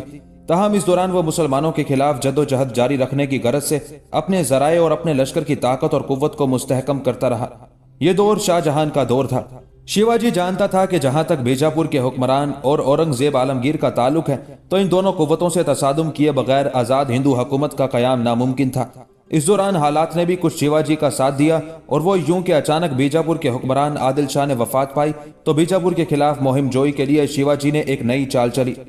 ان دنوں اورنگزیب عالمگیر اپنے باپ شاہ جہان کی طرف سے بذات خود دکن کا والی تھا، لہٰذا مغل حکومت کے خلاف تو شیواجی کوئی بڑی کارروائی نہ کر سکا، اس لیے کہ وہ اورنگزیب عالمگیر کے مزاج اور اس کی طبیعت سے واقف تھا اور وہ جانتا تھا کہ اگر اس نے آگے بڑھ کر مغلوں کے علاقے پر حملہ آور ہونے یا قبضہ کرنے کی کوشش کی تو اورنگزیب عالمگیر موت تک اس کا تعاقب کرے گا اور اسے زندہ نہیں رہنے دے گا۔ جہاں بیجاپور کے حکمران عادل شاہ کی وفات نے شیواجی کو اپنی کارروائیاں شروع کرنے کی شہ دی، وہاں حالات مزید شیواجی کے حق میں ہوئے، اس لیے کہ انہی دنوں شاہ جہان بیمار ہو گیا اور اس کے بیٹوں کے درمیان تخت نشینی کی جنگ کا آغاز ہو چکا تھا، لہٰذا اورنگزیب دکن سے شمال کی طرف کوچ کر گیا تھا۔ اب شیواجی نے پرپرزے نکالنے شروع کر دیے تھے۔ مغلوں کے علاقوں کے علاوہ وہ بیجاپور کے علاقوں پر بھی ہریسانہ نگاہ ڈالنے لگا تھا۔ مغلوں کے علاقوں میں تو اس وقت انتظام سنبھالنے والا کوئی بھی نہ تھا۔ بیجاپور کی سلطنت بھی عادل شاہ کی وفات کے بعد ایک کشمکش کی حالت میں تھی۔ تاہم اس موقع پر بیجاپور کے نئے حکمران نے شیواجی کے باپ کو تنبیہ کی کہ وہ اپنے بیٹے شیواجی کو سمجھائے کہ وہ اپنی عسکری سرگرمیوں کو لگام دے، لیکن اس تنبیہ کے جواب میں شیواجی کے باپ شاہو جی نے یہ عذر پیش کیا کہ اس کا بیٹا اس کی گرفت میں نہیں ہے۔ یہ صورتحال بیجاپور کے حکمرانوں کے لیے بھی تشویشناک تھی۔ وہ ہر صورت میں اس کا سد باب کرنا چاہتے تھے۔ بیجاپور والوں کے لیے مزید تشویش کی بات یہ بھی تھی کہ جب تک اورنگزیب دکن میں تھا شیواجی کو کھل کر کھیلنے کا موقع نہیں ملا تھا، اس لیے کہ وہ اورنگزیب عالمگیر کے مزاج سے واقف تھا۔ وہ جانتا تھا کہ اگر عالمگیر کے ہوتے ہوئے اس نے مغلوں یا بیجاپور والوں کے علاقوں پر حملہ آور ہو کر اپنی جاگیر میں توسیع کرنے کی کوشش کی تو عالمگیر اسے کھنگال کر رکھ دے گا۔ اب عالمگیر کے آگرہ کی طرف چلے جانے کے باعث بیجاپور کے حکمرانوں کو مزید تشویش کا سامنا کرنا پڑا تھا، تاہم وہ شیواجی کو کھلا بھی نہیں چھوڑ سکتے تھے۔ اس بنا پر بیجاپور کے حکمرانوں نے اپنے ایک سالار نام جس کا افضل خان تھا اسے ایک لشکر دے کر شیواجی پر حملہ آور ہونے کے لیے روانہ کیا۔ شیواجی کو جب علم ہوا کہ بیجاپور والوں نے اپنے سالار افضل خان کو اس پر حملہ آور ہونے کے لیے روانہ کر دیا ہے اور وہ ایک بہت بڑا لشکر لے کر اس پر ضرب لگانے کے لیے مرہٹوں کے علاقوں کا رخ کر رہا ہے، تب شیواجی نے ایک چال چلی۔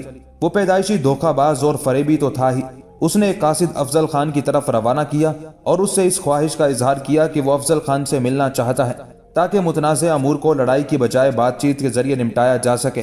افضل خان اس بات اور ملاقات پر راضی ہو گیا، لہٰذا 20 نومبر 1659 کو شیواجی افضل خان کی خدمت میں حاضر ہوا اور افضل خان سے جب وہ گلے ملا تو دھوکہ دہی سے کام لیتے ہوئے خنجر نکال کر اس نے افضل خان کے جسم میں گھونپ دیا تھا۔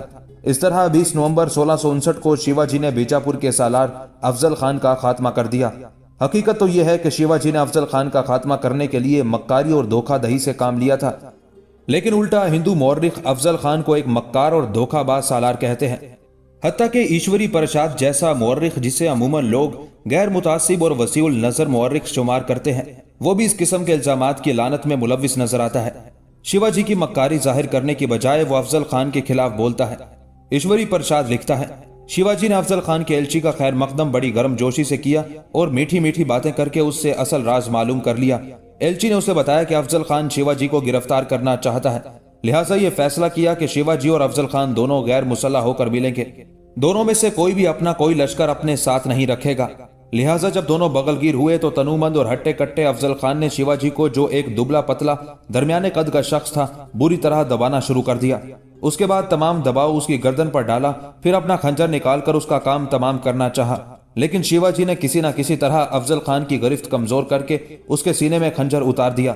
اس دوران مرہٹے افضل خان کے ساتھیوں پر ٹوٹ پڑے جو افضل خان کی لاش کو پالکی میں ڈال کر لے جا رہے تھے۔ وہ ابھی زندہ ہی تھا کہ مرہٹوں نے اس کا سر قلم کر کے شیواجی کے حضور پیش کر دیا۔ اس کے بعد انہوں نے نہایت بے دردی کے ساتھ اس کے ساتھیوں کو بھی قتل کر دیا۔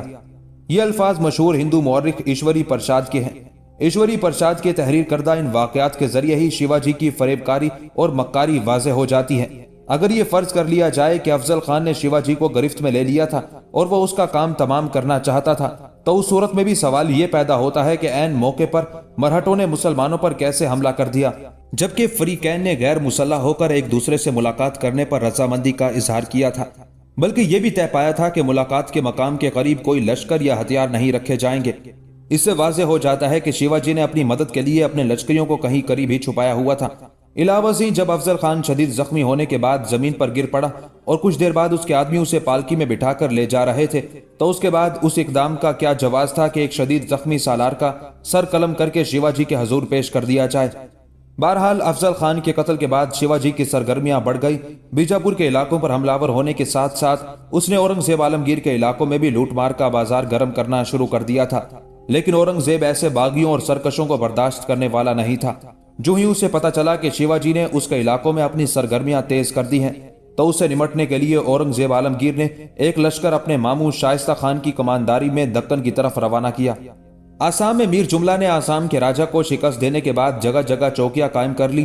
ایک لشکر گڑھ گاؤں میں اور دوسرا ماتھورا میں مقیم کیا تھا، ساتھ ہی جگہ جگہ حفاظتی چوکیاں بھی قائم کر دی تھی۔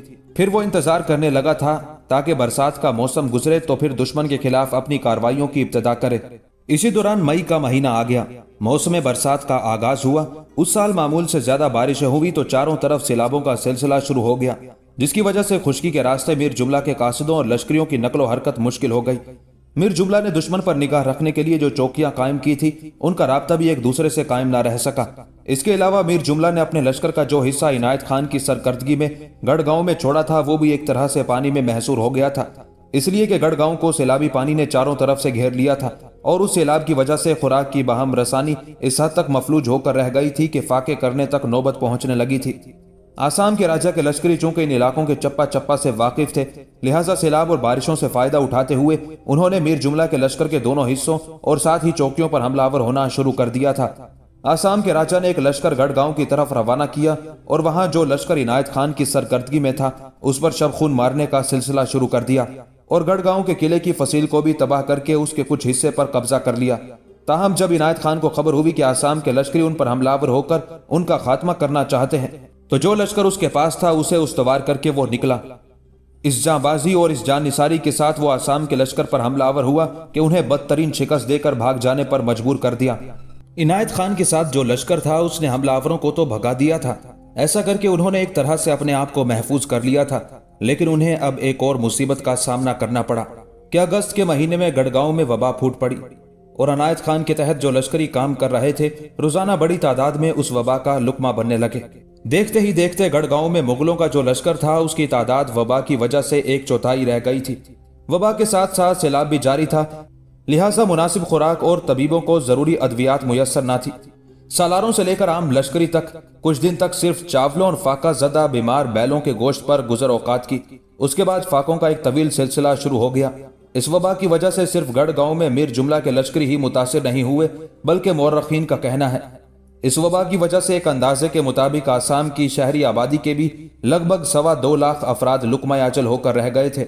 ان حالات کے پیش نظر میر جملہ نے متھورا پور سے روانہ ہو کر گڑھ گاؤں کا رخ کیا تھا۔ جب سیلاب کا سلسلہ ختم ہوا تو اکتوبر کے مہینے میں اشیاء خرد و نوش کی باہم رسانی شروع کی گئی۔ خرد و نوش کے سامان کی بحالی کے ساتھ ہی میر جملہ نے از سر نو آسام کے راجہ کے لشکریوں پر حملے شروع کر دیے تھے۔ میر جملہ کے یہ حملے اس قدر زوردار اور جان لیوا تھے کہ آسام کے راجہ کو کئی مقامات پر میر جملہ نے شکست دی اور راجہ ایک بار پھر اپنے لشکریوں کے ساتھ شمالی پہاڑوں میں پناہ لینے پر مجبور ہوا۔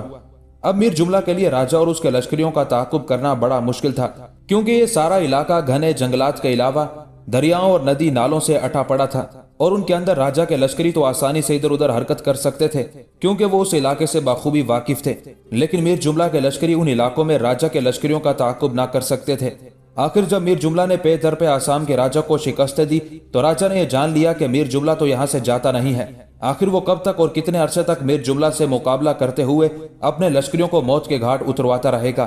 لہٰذا دسمبر 1662 میں آسام کے راجہ نے میر جملہ سے صلح کی درخواست کی، فرما برداری اور اطاعت کرنے کی خواہش کا اظہار کیا۔ میر جملہ نے آسام کے راجہ کی اس خواہش کا احترام کیا، جس کے نتیجے میں آسام کے راجہ نے تاوان جنگ کے طور پر 20,000 تولے سونا، 4 لاکھ تولے چاندی اور 110 ہاتھی اورنگزیب عالمگیر کی خدمت میں روانہ کرنے کے لیے میر جملہ کے حوالے کیے۔ ساتھ ہی راجہ نے صلح اور امن کی ضمانت کے طور پر اپنی ایک انتہائی خوبصورت اور نوجوان لڑکی بھی مغل حرم میں روانہ کر دی۔ سارے سامان کے ساتھ راجہ کی لڑکی کو مرکز کی طرف روانہ کر دیا۔ جس وقت یہ صلح ہوئی اس وقت میر جملہ سخت بیمار تھا۔ اس معاہدے کے بعد اس کی حالت مزید بگڑ گئی۔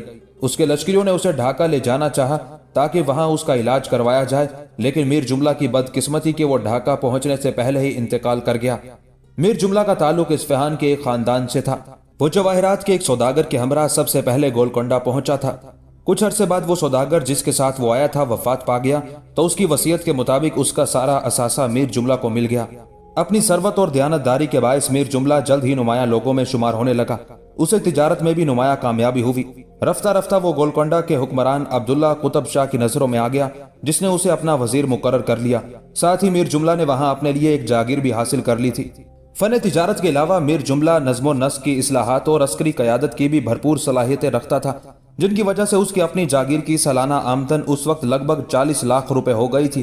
یہ بھی کہا جاتا ہے کہ جاگیر کی حفاظت کے لیے اس نے 5,000 گھڑ سوار اور 20,000 پیادہ ملازم رکھے ہوئے تھے۔ میر جملہ کی بڑھتی ہوئی قوت کے پیش نظر گولکنڈہ کے حکمران کو تشویش لاحق ہوئی کہ کہیں وہ گولکنڈہ پر قبضہ ہی نہ کر لے۔ اس کے علاوہ میر جملہ کی بڑھتی ہوئی مقبولیت اور اس کی دولت میں اضافے کے باعث بہت سے امراء بھی اس سے حسد کرنے لگے اور گولکنڈہ کے حکمران عبداللہ قطب شاہ کے کان بھرنے لگے۔ ان سب کا مقصد میر جملہ کو عبداللہ قطب شاہ کی نظروں میں گرانا تھا۔ ان حاسد قسم کے امراء کے کہنے میں آ کر گولکنڈہ کے حکمران قطب شاہ نے فیصلہ کر لیا کہ میر جملہ کو نہ صرف یہ کہ اس سے اس کی جاگیر چھین کر اس سے ساری دولت بھی حاصل کر لی جائے، بلکہ اسے اس کی بینائی سے بھی محروم کر دیا جائے۔ قطب شاہ کے ان ارادوں کا علم میر جملہ کو بھی ہو گیا، لہٰذا جب قطب شاہ نے اسے اپنے پاس بلایا تو وہ اس کے پاس نہیں گیا، اور اس سلسلے میں اس نے بیجاپور کے حکمران کے ساتھ گولکنڈہ کے حکمران قطب شاہ کے خلاف ساز باز کرنا شروع کر دی تھی۔ یہ وہ دور تھا جب شاہ جہان زندہ تھا اور اورنگزیب عالمگیر اس وقت دکن کا والی تھا۔ میر جملہ شروع سے ہی اورنگزیب عالمگیر کو پسند کرتا تھا۔ انہی دنوں ایک مزید حادثہ پیش آیا، وہ اس طرح کہ میر جملہ کے ایک بیٹے کا نام محمد امین تھا۔ اسے جب خبر ہوئی کہ گولکنڈہ کا حکمران اس کے باپ کے خلاف ہو گیا ہے تو محمد امین نے بھرے دربار میں گولکنڈہ کے حکمران کو بے عزت کر دیا۔ ظاہر ہے کہ گولکنڈہ کے حکمران کے لیے یہ اقدام ناقابل برداشت تھا، چنانچہ اس نے محمد امین اور اس کے اہل خانہ کو قید کرنے کا حکم دے دیا، اور نومبر 1655 میں اس کی تمام املاک ضبط کر لی گئی اور اسے قید میں ڈال دیا گیا۔ یہ دور میر جملہ اور اس کے اہل خانہ کے لیے بڑی مصیبت اور ابتلا کا دور تھا۔ دوسری طرف اورنگزیب عالمگیر بھی دکن میں موجود تھا۔ اس نے ان سارے حالات کی خبر اپنے باپ شاہ جہان کو کر دی۔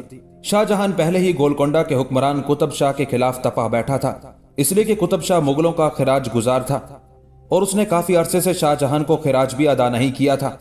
اپنے بیٹے اورنگزیب کا پیغام ملنے کے بعد شاہ جہان نے گولکنڈہ کے حکمران کو یہ پیغام دیا کہ وہ میر جملہ کے بیٹے کا سارا اثاثہ واپس کر دے اور اس کے اہل خانہ کو جن کو قید میں ڈال دیا گیا ہے رہا کر دیا جائے۔ شاہ جہان کا یہ پیغام جب قطب شاہ کو پہنچا تو اس نے شاہ جہاں کے اس پیغام کا کوئی جواب نہ دیا اور نہ ہی اس پر کوئی عمل کیا۔ قطب شاہ کی یہ روش شاہ جہان کی ناراضگی کا باعث بن گئی، لہٰذا اس نے اپنے بیٹے اورنگزیب عالمگیر کو اختیار دیا کہ گولکنڈہ کا حکمران قطب شاہ اگر اطاعت و فرما برداری نہیں کرتا، میر جملہ کے اہل خانہ کو رہا نہیں کرتا، تو اس پر حملہ کر دیا جائے۔ 10 جنوری 1656 کو اورنگزیب اپنے لشکر کے ساتھ حرکت میں آیا اور گولکنڈہ پر اس نے حملہ آور ہونے کا حکم دیا۔ औरंगजेब आलमगीर का लश्कर जब गोलकोंडा की तरफ बढ़ा तो गोलकोंडा का हुक्मरान बड़ा खौफजदा हुआ। उसने मीर जुमला के खानदान की रिहाई को तस्लीम कर लिया। साथ ही उसने अपनी एक बेटी औरंगजेब आलमगीर के अक्द में देने का भी वादा किया। खिराज की जो रकम बनती थी वो भी देने पर आमादा हो गया, लेकिन उसने मीर जुमला और उसके अहले खाना की जायदाद बहाल ना की, जिसकी वजह से औरंगजेब आलमगीर के लश्कर ने गोलकोंडा पर चढ़ाई कर दी थी। गोलकोंडा का हुक्मरान अपने अहले खाना के हमरा किला बंद हो गया और लगभग 70,000 लश्करियों को अपनी हिफाजत के लिए मुकर्रर किया। इतनी देर तक औरंगजेब का लश्कर भी वहां पहुंच गया और पहले ही हमले में औरंगजेब के लश्कर ने गोलकोंडा के हुक्मरान के लश्कर को शदीद नुकसान पहुंचाया। गोलकोंडा का हुक्मरान गोलकोंडा ही में महसूर रह गया, जबकि औरंगजेब के लश्कर ने आगे बढ़कर हैदराबाद पर कब्जा कर लिया। गोलकोंडा के हुक्मरान कुतुब शाह ने मुगलों का मुकाबला करने की ठानी, लिहाजा उसने अपने सारे लश्करियों को जमा किया और इरादा किया कि यकबारगी हमलावर होकर औरंगजेब आलमगीर के लश्कर को पसपा होने पर मजबूर कर देगा। दूसरी तरफ औरंगजेब आलमगीर भी हालात पर गहरी निगाह रखे हुए था। फरवरी 1656 को औरंगजेब बनफ्से नफीस गोलकोंडा पहुंच गया। गोलकोंडा के हुक्मरान ने अपनी पूरी ताकत और कुव्वत को जमा करते हुए जब औरंगजेब पर हमला किया तो औरंगजेब ने जवाबी कार्रवाई करते हुए गोलकोंडा के हुक्मरान कुतुब शाह के लश्कर को बदतरीन शिकस्त दी और उसके लश्करियों को भाग जाने पर मजबूर कर दिया। कुतुब शाह ने बार बार औरंगजेब आलमगीर पर हमलावर होकर उसे पसपा करने की कोशिश की, लेकिन हर बार औरंगजेब के हाथों उसे शिकस्त का सामना करना पड़ा।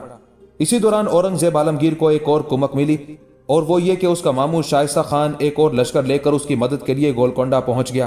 करीब था कि औरंगजेब आलमगीर हमलावर होकर गोलकोंडा और बीजापुर दोनों सल्तनतों के इलाकों को मुगल सल्तनत में शामिल कर लेता कि औरंगजेब के भाई दारा शिकोह को हसद और रकाबत हुई।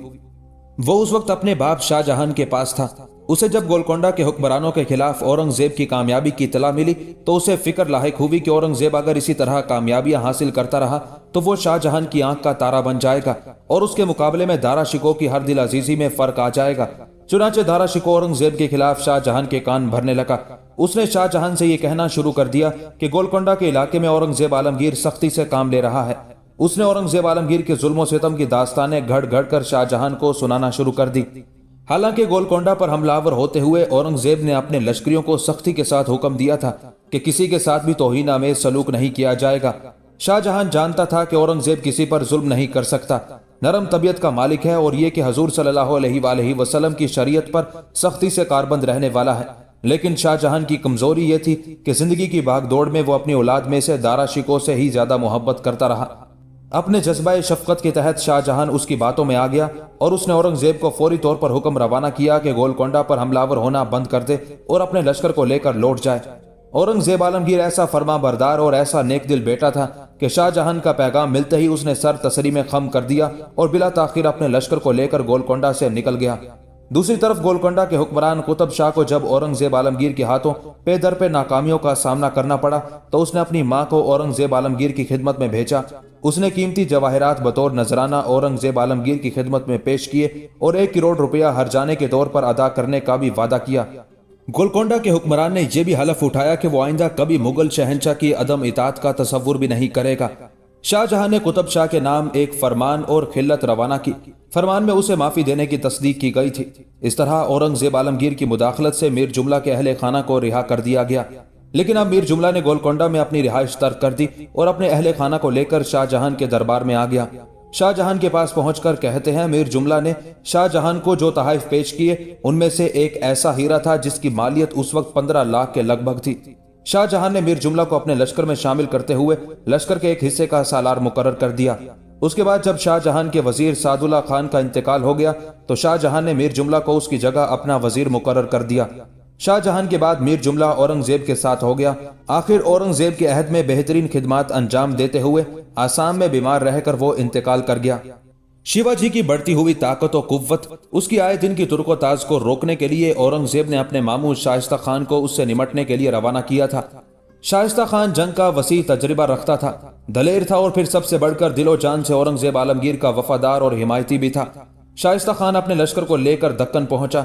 शिवाजी को भी खबर हो चुकी थी कि उसे उसकी कार्रवाइयों की सजा देने के लिए औरंगजेब ने शाइस्ता खान को रवाना किया है, लिहाजा उसने भी शाइस्ता खान का मुकाबला करने का फैसला कर लिया।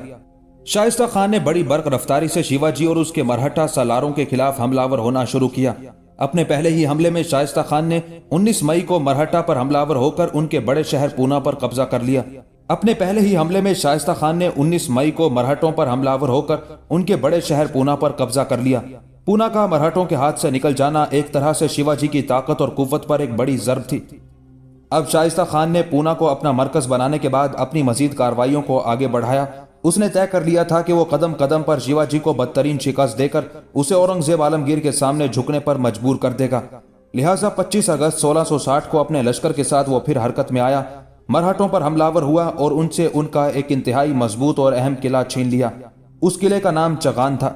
شیواجی نے جب دیکھا کہ اورنگزیب عالمگیر کے ماموں شائستہ خان کے ہاتھوں اسے اور اس کے لشکریوں کو پے در پہ شکستوں کا سامنا کرنا پڑ رہا ہے تو اس نے اپنی کارروائیوں کا رخ ساحلی علاقوں کی طرف کر دیا۔ اسی دوران شائستہ خان پھر حرکت میں آیا اور مئی 1661 کو اس نے مرہٹوں کے ایک اور بہت بڑے اور انتہائی اہم قلعے کلیان پر حملہ آور ہو کر اس پر قبضہ کر لیا۔ شائستہ خان کے ہاتھوں پے در پہ شکستیں اٹھانے کے بعد شیواجی گو ساحلی علاقوں کی طرف جانے پر مجبور ہو گیا تھا، لیکن اب بھی اس کے پاس بہت بڑا لشکر تھا اور اس نے تہیہ کر رکھا تھا کہ شائستہ خان نے مرہٹوں کے جو علاقے اس سے چھینے ہیں وہ واپس لے کر رہے گا۔ اس مقصد کے لیے اس نے ساحلی علاقے میں اپنے سارے سالاروں کا ایک اجلاس طلب کر لیا تھا۔ شیواجی کے اس اجلاس میں اس کے 2 بیٹوں شمبھو جی اور راجا رام کے علاوہ دیگر بہت سے سالار بھی شامل ہوئے۔ شمبھو جی اور راجا رام شیواجی کے بیٹے تھے، لیکن شیواجی کی 2 مختلف بیویوں میں سے تھے، اس لیے دونوں سوتیلے بھائی تھے۔ ان دونوں بھائیوں کے علاوہ اس اجلاس میں شیواجی کے سالاروں میں سے کوئی کیلاش، ہرجی، شاؤ جی، سنت اور دھن جیسے سرکردہ سالاروں نے حصہ لیا۔ اس کے علاوہ بہت سے چھوٹے سالار بھی اس اجلاس میں شریک ہوئے۔ جب سب لوگ شیواجی کے پاس جمع ہو گئے تب شیواجی نے انتہائی رازداری کے انداز میں انہیں مخاطب کرتے ہوئے کہنا شروع کیا: عزیز ساتھیوں، اورنگزیب کے ماموں شائستہ خان نے ہم پر حملہ آور ہو کر ہم سے کافی علاقے چھین لیے ہیں، اور جب سے علاقے مجھ سے چھینے ہیں مجھے ایک طرح کا انتقامی بخار رہنے لگا ہے۔ میں نہ صرف اپنے علاقوں کو واپس لوں گا بلکہ اورنگزیب کے ماموں شائستہ خان سے اس کی ان کامیابیوں کا انتقام بھی لوں گا۔ یہاں تک کہنے کے بعد شیواجی رکا، پھر اپنی بات کو آگے بڑھاتا ہوا کہہ رہا تھا: شائستہ خان سے انتقام لینے کے ساتھ میں مغلوں کے مزید علاقوں پر قبضہ کروں گا۔ شائستہ خان کے لیے اب میں 2 ہی راستے چھوڑوں گا، یا تو اسے ہلاک کر دوں گا یا وہ یہاں سے اورنگزیب کی طرف بھاگ جانے پر مجبور ہو جائے گا۔ یہاں تک کہنے کے بعد شیواجی رکا، پھر اپنی بات کو آگے بڑھاتا ہوا وہ کہہ رہا تھا: میرے عزیز ساتھیوں، شائستہ خان نے اس وقت پونا میں قیام کیا ہوا ہے۔ پونا میں جسونت سنگھ نام کا اس کا ایک سالار ہے، اس سے میرے پرانے تعلقات رہے ہیں۔ میں نے یہ منصوبہ بنایا ہے کہ جسونت سنگھ کے ذریعے میں پونا شہر میں داخل ہو کر شائستہ خان کے حرم پر شب خون ماروں گا، اس کے بیوی بچوں اور عزیز و اقارب کو ہلاک کر دوں گا اور شائستہ خان کی بھی گردن کاٹ کر رہوں گا۔ اگر ایسا ہو گیا تو یاد رکھنا، شائستہ خان کے مرنے پر مغلوں کے لشکر کے اندر افراتفری پھیل جائے گی، خوف و ہراس برپا ہو جائے گا، اس سے ہم فائدہ اٹھائیں گے، ایک دم حملہ آور ہوں گے، نہ صرف ان قلعوں کو واپس لیں گے جو شائستہ خان نے ہم سے چھینے ہیں بلکہ مغلوں کے بہت سے قلعوں اور شہروں کو بھی اپنی عملداری میں شامل کرنے کی کوشش کریں گے۔ شیواجی کے بیٹوں کے علاوہ چھوٹے بڑے سارے سالاروں ہی نے اس کی تجویز سے اتفاق کیا تھا۔ اپنے سالاروں کے تائید کرنے پر شیواجی بڑا خوش ہوا، کچھ سوچا، پھر اپنے ساتھیوں کو مخاطب کرتے ہوئے کہہ رہا تھا: میرے مہربانوں، میں آج ہی لشکر کے ایک حصے کے ساتھ پونا کی طرف کوچ کروں گا۔ میں پونا سے دور رہتے ہوئے پہلے شائستہ خان کے لشکر کے سالار جسونت سنگھ سے رابطہ قائم کرنے کی کوشش کروں گا اور اس سے معاملہ طے کرنے کے بعد میں شائستہ خان کے حرم پر شب خون ماروں گا۔ اس وقت تک تم سب اپنے لشکر کے ساتھ اسی ساحلی علاقے میں قیام کرو گے۔ شائستہ خان اور اس کے اہل خانہ کا کام تمام کرنے کے بعد میں لوٹ کر تمہارے پاس نہیں آؤں گا بلکہ میں تیز رفتار قاصد تمہاری طرف روانہ کروں گا، جس کے جواب میں تم لوگ اپنے پورے لشکر کو لے کر پونا کی طرف آ جانا۔ اس کے بعد ہم نئے سرے سے اپنی کارروائیوں کی ابتدا کریں گے۔ شیواجی یہاں تک کہنے کے بعد رکا، کچھ سوچا، پھر وہ دوبارہ کہہ رہا تھا: مجھے قوی امید ہے کہ جسونت سنگھ کی مدد سے میں پونا شہر میں داخل ہو کر اپنا مقصد حاصل کرنے میں کامیاب ہو جاؤں گا۔ میری سب سے اولین کوشش یہ ہوگی کہ میں سب سے پہلے شائستہ خان پر حملہ آور ہو کر اس کا کام تمام کر دوں۔ اس کے علاوہ اس کے اہل خانہ کو بھی موت کے گھاٹ اتار دوں گا اور حرم میں جس قدر مسلح جوان ہوں گے ان کا بھی کام تمام کرتا جاؤں گا۔ شیواجی جب خاموش ہوا تب کسی قدر تفکرات کا اظہار کرتے ہوئے اس کا بیٹا شمبھو جی بول اٹھا: اے میرے باپ، جو تجویز آپ نے مرتب کی ہے یہ بہت اچھی ہے، اس میں کشش بھی ہے، لیکن اس تجویز کے سلسلے میں میرے ذہن میں کچھ وسوسات بھی اٹھتے ہیں۔ شائستہ خان کے حرم پر شب خون مارنے کے لیے اگر آپ کا ساتھی جسونت سنگھ حامی بھر لیتا ہے اور جب آپ عملی طور پر پونا شہر میں داخل ہونے کے بعد اپنے شب خون کی ابتدا کرتے ہیں اور جسونت سنگھ نے اس موقع پر آنکھیں پھیر لی تو ذرا یہ بھی سوچیں کہ اس مہم کا کیا بنے گا۔ اگر جسونت سنگھ نے آپ کے اس شب خون کی اطلاع شائستہ خان کو کر دی تو کیا آپ سمجھتے ہیں شائستہ خان آپ کو پونا شہر سے باہر نکلنے دے گا؟ شائستہ خان کو ہم نہیں، آپ بھی اچھی طرح جانتے ہیں، وہ صرف اورنگزیب عالمگیر کا ماموں ہی نہیں بلکہ ایک بہترین سپہ سالار اور جنگ کا وسیع تجربہ رکھتا ہے اور موت کی آنکھوں میں آنکھیں ڈال کر دیکھنے کی ہمت اور جرت بھی رکھتا ہے۔ اگر جسونت سنگھ نے آپ کی مخبری کر دی، شائستہ خان نے آپ کو گرفتار کر لیا، تو پھر یہ بھی سوچیں کہ ہماری اس تحریک کا انجام کیا ہوگا۔ شائستہ خان یقیناً آپ کو پکڑ کر یا تو اسی وقت آپ کا خاتمہ کر دے گا یا آپ کو اورنگزیب کی طرف بھیج دے گا۔ اور کیا آپ سمجھتے ہیں جب آپ کو اورنگزیب کے سامنے پیش کیا جائے گا تو وہ آپ کو معاف کر دے گا؟ شیواجی کا بیٹا شمبھو جی جب خاموش ہوا تو بڑے غور سے اس کی طرف دیکھتے ہوئے شیواجی کہنے لگا، کیا تم چاہتے ہو مجھے یہ شب خون نہیں مارنا چاہیے؟ جواب میں شمبھو جی مسکرایا اور اپنے باپ کو مخاطب کر کے کہنے لگا، میرا ہرگز یہ مقصد نہیں۔ میں چاہتا ہوں کہ آپ بھی محفوظ رہیں اور شائستہ خان کا کام بھی تمام کر دیا جائے، اور اس کے لیے کیا کوئی دوسرا راستہ اختیار نہیں کیا جا سکتا؟ جواب میں شیواجی مسکرایا اور کہنے لگا، میں جانتا ہوں تم میرے متعلق فکر مند ہو، تمہیں پریشان ہونے کی ضرورت نہیں۔ میں تم لوگوں کو یقین دلاتا ہوں جسونت سنگھ میرے ساتھ دھوکہ دہی سے کام نہیں لے گا، اور مجھے امید ہے وہ میرے ساتھ تعاون کرے گا اور میں شائستہ خان کا خاتمہ کرنے میں کامیاب ہو جاؤں گا۔ جسونت سنگھ کو میں اچھی طرح جانتا ہوں، اگر اس نے میری اس تجویز سے اتفاق نہ کیا تو وہ صاف طور پر میرا ساتھ دینے سے انکار کر دے گا، دھوکہ دہی سے کام نہیں لے گا، اور اگر میں اسے اپنی تجویز سے متعلق رضامند کر سکا تو پھر وہ پوری طرح میرا ساتھ دے گا اور میرے شب خون کو کامیاب بنانے کی بھی کوشش کرے گا۔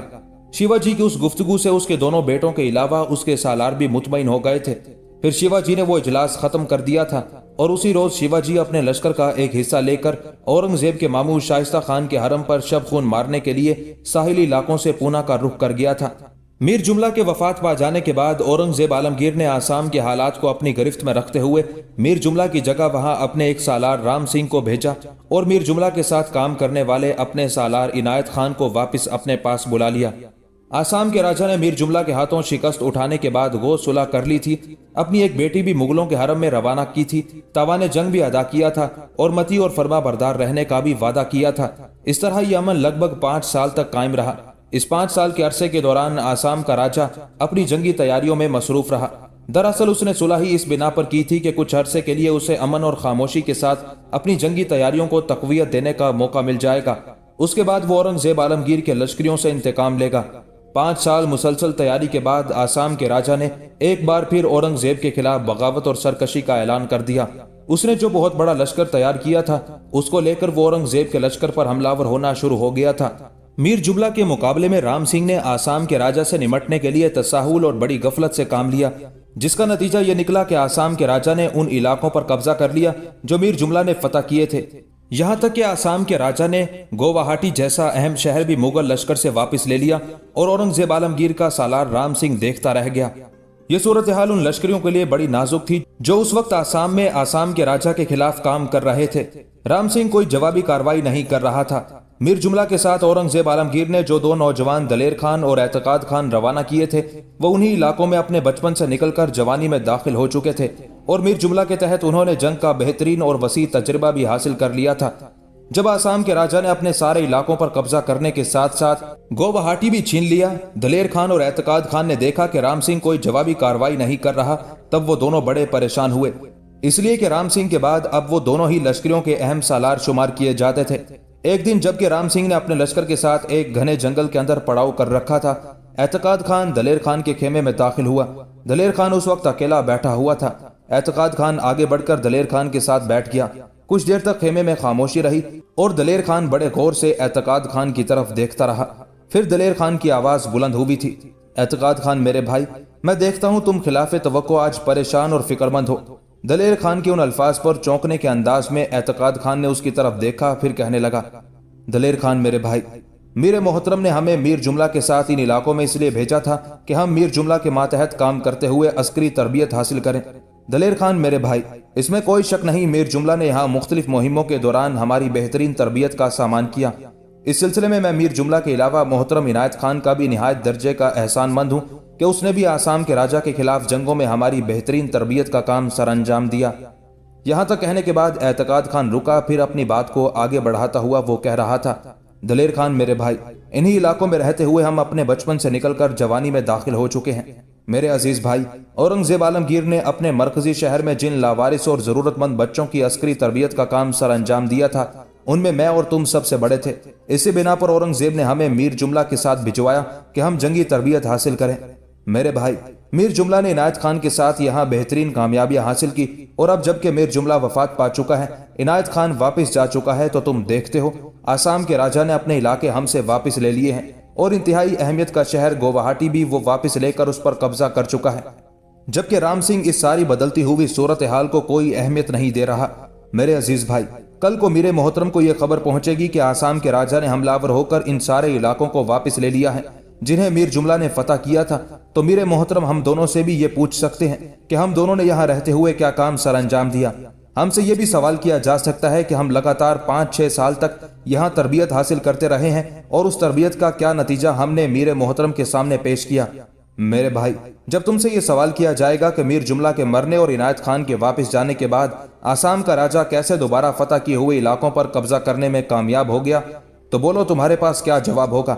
اگر تمہارے پاس کوئی معقول جواب ہے تو مجھے بھی بتاؤ، تاکہ اگر اس سلسلے میں مجھ سے سوال کیا جائے تو میں بھی وہی جواب دے سکوں۔ اعتقاد خان جب خاموش ہوا تب دلیر خان نے کچھ دیر انتہائی افسردگی میں اس کی طرف دیکھا، پھر کہنے لگا، اعتقاد خان میرے بھائی، قسم خداوند قدوس کی تم نے میرے دل کی بات کہی ہے۔ میں گزشتہ کئی ہفتوں سے سوچ رہا تھا کہ اگر میرے محترم نے عنایت خان کو واپس بلوا لیا ہے اور یہاں رام سنگھ کو بھجوایا ہے، تو رام سنگھ کو کیا کام کرنے کے لیے ان علاقوں کی طرف روانہ کیا، اور اس نے اب تک کیا کام کیا ہے۔ میں سمجھتا ہوں اس نے سب سے بڑا تیر یہی مارا ہے کہ کھوئے ہوئے علاقے اس نے دشمن کے حوالے کر دیے ہیں۔ یہاں تک کہنے کے بعد دلیر خان رکا، پھر کہنے لگا، اعتقاد خان میرے بھائی، ایک بات اور یاد رکھنا، اس رام سنگھ کو تو میرے محترم نے سزا کے طور پر ان علاقوں کی طرف روانہ کیا ہے، اس لیے کہ اس سے کچھ غلطیاں ہوئی تھی جن کی بنا پر میرے محترم نے اسے یہ سزا دی ہے۔ میرے بھائی، اس موقع پر اگر عنایت خان یہاں ہوتا تو ہم اس سے ہی رام سنگھ کی شکایت کرتے۔ اب تو جو کچھ کرنا ہے ہم دونوں ہی نے کرنا ہے۔ یہاں تک کہنے کے بعد دلیر خان جب خاموش ہوا تب اعتقاد خان بول اٹھا، دلیر خان میرے بھائی، ان حالات میں اگر عنایت خان ہوتا تو میں تمہیں دعوے سے کہہ سکتا ہوں کہ وہ آسام کے راجا کو اتنی مہلت نہ دیتا کہ فتح کیے ہوئے علاقوں پر وہ قبضہ کر لیتا۔ اعتقاد خان تھوڑی دیر خاموش رہ کر کچھ سوچتا رہا، پھر دلیر خان کی طرف دیکھتے ہوئے کہنے لگا، دلیر خان، میں نے فیصلہ کیا ہے کہ اس سلسلے میں رام سنگھ سے بات کریں، اسے کہتے ہیں کہ جو حالات اب پیدا ہو چکے ہیں ان کے تحت ہمیں کیا کام کرنا چاہیے۔ کیا ہمیں ہاتھ پر ہاتھ رکھ کر اسی طرح بیٹھا رہنا چاہیے اور آسام کے راجا کو کھلی چھٹی دے دینی چاہیے کہ وہ ہمارے خلاف جو چاہے کرتا رہے؟ ساتھ ہی رام سنگھ کے ذہن میں یہ بھی بات ڈالنی چاہیے کہ یہ جو آسام کے راجا نے سارے علاقوں پر قبضہ کر لیا ہے، تو اس سلسلے میں جب میرے محترم سوال کرے گا تو اس سوال کے جواب میں ہم کیا کہہ پائیں گے؟ اعتقاد خان کے ان الفاظ کے جواب میں جست لگانے کے انداز میں دلیر خان اپنی جگہ سے اٹھ کھڑا ہوا اور کہنے لگا، تم نے جو کچھ کہا ہے یوں جانو میرے من کی بات کہی ہے۔ اب اٹھو، رام سنگھ کے پاس چلتے ہیں اور اس صورتحال سے متعلق تفصیل کے ساتھ اس سے گفتگو کرتے ہیں۔ اس کی طرف جانے سے پہلے میں یہ بھی بتا دوں کہ اگر وہ آسام کے راجا کے خلاف کھل کر حرکت میں نہ آنا چاہے تو ہم اسے یہ کہیں گے کہ وہ ہمیں اجازت دے کہ ہم آسام کے راجا کے خلاف حرکت میں آئیں۔ اعتقاد خان اپنی جگہ پر اٹھ کھڑا ہوا، خوشی کا اظہار کرتے ہوئے اور مسکراتے ہوئے دلیر خان کو اس نے گلے لگا لیا، پھر کہنے لگا، اب آؤ چلیں، اس لیے کہ جو کچھ تم نے کہا ہے یہ تو میں بھی تم سے کہنا چاہتا تھا۔ اس پر دونوں ہنس دیے، پھر وہ اس خیمے سے نکل کر رام سنگھ کے خیمے کا رخ کر رہے تھے۔ ابھی وہ چند قدم ہی آگے بڑھے ہوں گے کہ دونوں ٹھٹک کر رک گئے، اس لیے کہ سامنے کی طرف سے کچھ گھڑ سوار آئے تھے اور ان کے قریب آ کر وہ اپنے گھوڑوں سے اترے۔ اعتقاد خان اور دلیر خان دونوں انہیں پہچان گئے، وہ ان کے لشکر کے مخبر تھے، شاید کوئی خبر لے کر آئے تھے۔ انہیں دیکھتے ہی اعتقاد خان اور دلیر خان دونوں رک گئے۔ آنے والے مخبر ان کے قریب آئے تو اعتقاد خان نے انہیں مخاطب کیا، میرے عزیز بھائیوں، یہاں کے حالات پہلے ہی خراب ہیں، تمہارے چہرے بتاتے ہیں کہ تم بھی ہمارے لیے کوئی اچھی خبر لے کر نہیں آئے ہو۔ اعتقاد خان کے اس سوال پر آنے والوں میں سے ایک بول اٹھا، آپ کا اندازہ درست ہے، ہم ایک نہیں دو بری خبریں لے کر آئے ہیں۔ ابھی وہ چند قدم ہی آگے بڑھے ہوں گے کہ دونوں ٹھٹک کر رک گئے، اس لیے کہ سامنے کی طرف سے کچھ گھڑ سوار آئے تھے اور ان کے قریب آ کر وہ اپنے گھوڑوں سے اترے۔ اعتقاد خان اور دلیر خان دونوں انہیں پہچان گئے، وہ ان کے لشکر کے مخبر تھے، شاید کوئی خبر لے کر آئے تھے۔ انہیں دیکھتے ہی اعتقاد خان اور دلیر خان دونوں رک گئے۔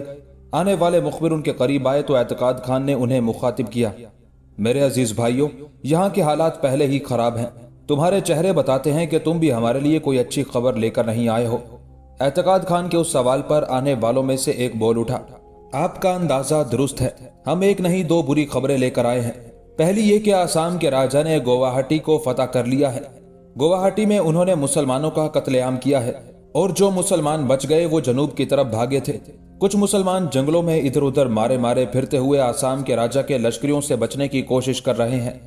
जबकि आसाम के राजा के लश्करी अब गुवाहाटी से निकलने वाले मुसलमानों के ताक़ुब में है ताकि उन्हें पकड़कर कत्ल करें और जो मालो असबाब उनके पास है वो लूट लें। यहाँ तक कहने के बाद वो मुखबिर रुका, फिर अपनी बात को आगे बढ़ाता हुआ कह रहा था, ये तो एक खबर है, दूसरी खबर मैं समझता हूँ इससे भी तशवीशनाक है, और वो बहरी कज़ाकों से मुतालिक है जो हमलावर होकर मुसलमानों के बेपनाह नुकसान का बायस बन रहे हैं। ये चटागांग के बहरी कज़ाक हैं जो आए दिन मुसलमानों पर हमलावर होते रहते हैं, शब खून मारते हैं और उन्हें लूट कर गायब हो जाते हैं। दरअसल शहंशाह जहांगीर और शाहजहां की हुकूमतों के दौरान दरियाए फीनी सल्तनत मुगली और बर्मा की हुकूमतों के दरमियान सरहद शुमार होता था, लेकिन जहांगीर और शाहजहां की हुकूमतों के दौरान कज़ाकों ने दरियाओं पर मुकम्मल बालादस्ती हासिल कर ली थी और बहरी कज़ाकी का काम शुरू कर दिया था। इस काम में उन्हें पुर्तगालियों की भी पूरी तरह मदद और हिमायत हासिल है। ये बहरी कज़ाक दरियाए फीनी को अबूर करके बंगाल के इलाकों में दाखिल होते हैं और लूट मार करके चले जाते हैं। इस लूट मार के दौरान वो हिंदू और मुसलमान में तमीज नहीं करते और बहुत से हिंदू और मुसलमान बाशिंदों को अगवा करके ले जाते हैं, उनसे छोटे छोटे काम लेते हैं, उन्हें गुलाम के तौर पर फरोख्त भी कर देते हैं। जो मालूमात हमने उनसे मुतालिक हासिल की हैं उनके मुताबिक ये लोग बरस हा बरस से अपनी सरगर्मियां बाकिरगंज और ढाका के मुख्तलिफ अजला में जारी रखे हुए हैं, और अगर उनकी राह ना रोकी गई, जवाबी कार्रवाई करते हुए उन पर हमलावर ना हुआ गया तो उनके हौसले बढ़ जाएंगे और वो इलाके जहां ये कज़ाक हमलावर होते हैं वैरानों की सूरत इख्तियार कर जाएंगे। यहाँ तक कहने के बाद आने वाला मुखबिर रुका, फिर अपनी बात को आगे बढ़ाता हुआ फिर वो कह रहा था, जब से राम सिंह मुसलमानों के लश्करियों का सालार बनकर यहाँ आया है तब से इन बहरी कज़ाकों की सरगर्मियां तेज हो गई हैं। राम सिंह यहाँ मीर जुमला और इनायत खान की तरह काम नहीं कर रहा, उसने चुप की चादर ओढ़ रखी है और दुश्मनों के खिलाफ कोई कामयाब कार्रवाई नहीं कर पा रहा। उसकी सुस्त रवि की वजह से आसाम के राजा ने भी दलेर होकर अपने सारे इलाके वापस ले लिए हैं, हत्ता कि गुवाहाटी पर भी वो काबिज हो चुका है। राम सिंह की सुस्ती और नाकारी की वजह से वो बहरी कज़ाक भी शेर हो गए हैं और उन्होंने पहले की निस्बत ज्यादा तेजी के साथ दरियाए फीनी को अबूर करके बंगाल के इलाकों में अपनी तुरक ताज करना शुरू कर दी है। यहाँ तक कहने के बाद वो मुखबिर रुका तो एतकाद खान उन सबको मुखातिब करके कहने लगा, मैं और दलेर खान दोनों राम सिंह की तरफ ही जा रहे थे और इसी मौजू पर हम उससे गुफ्तगू करना चाहते थे।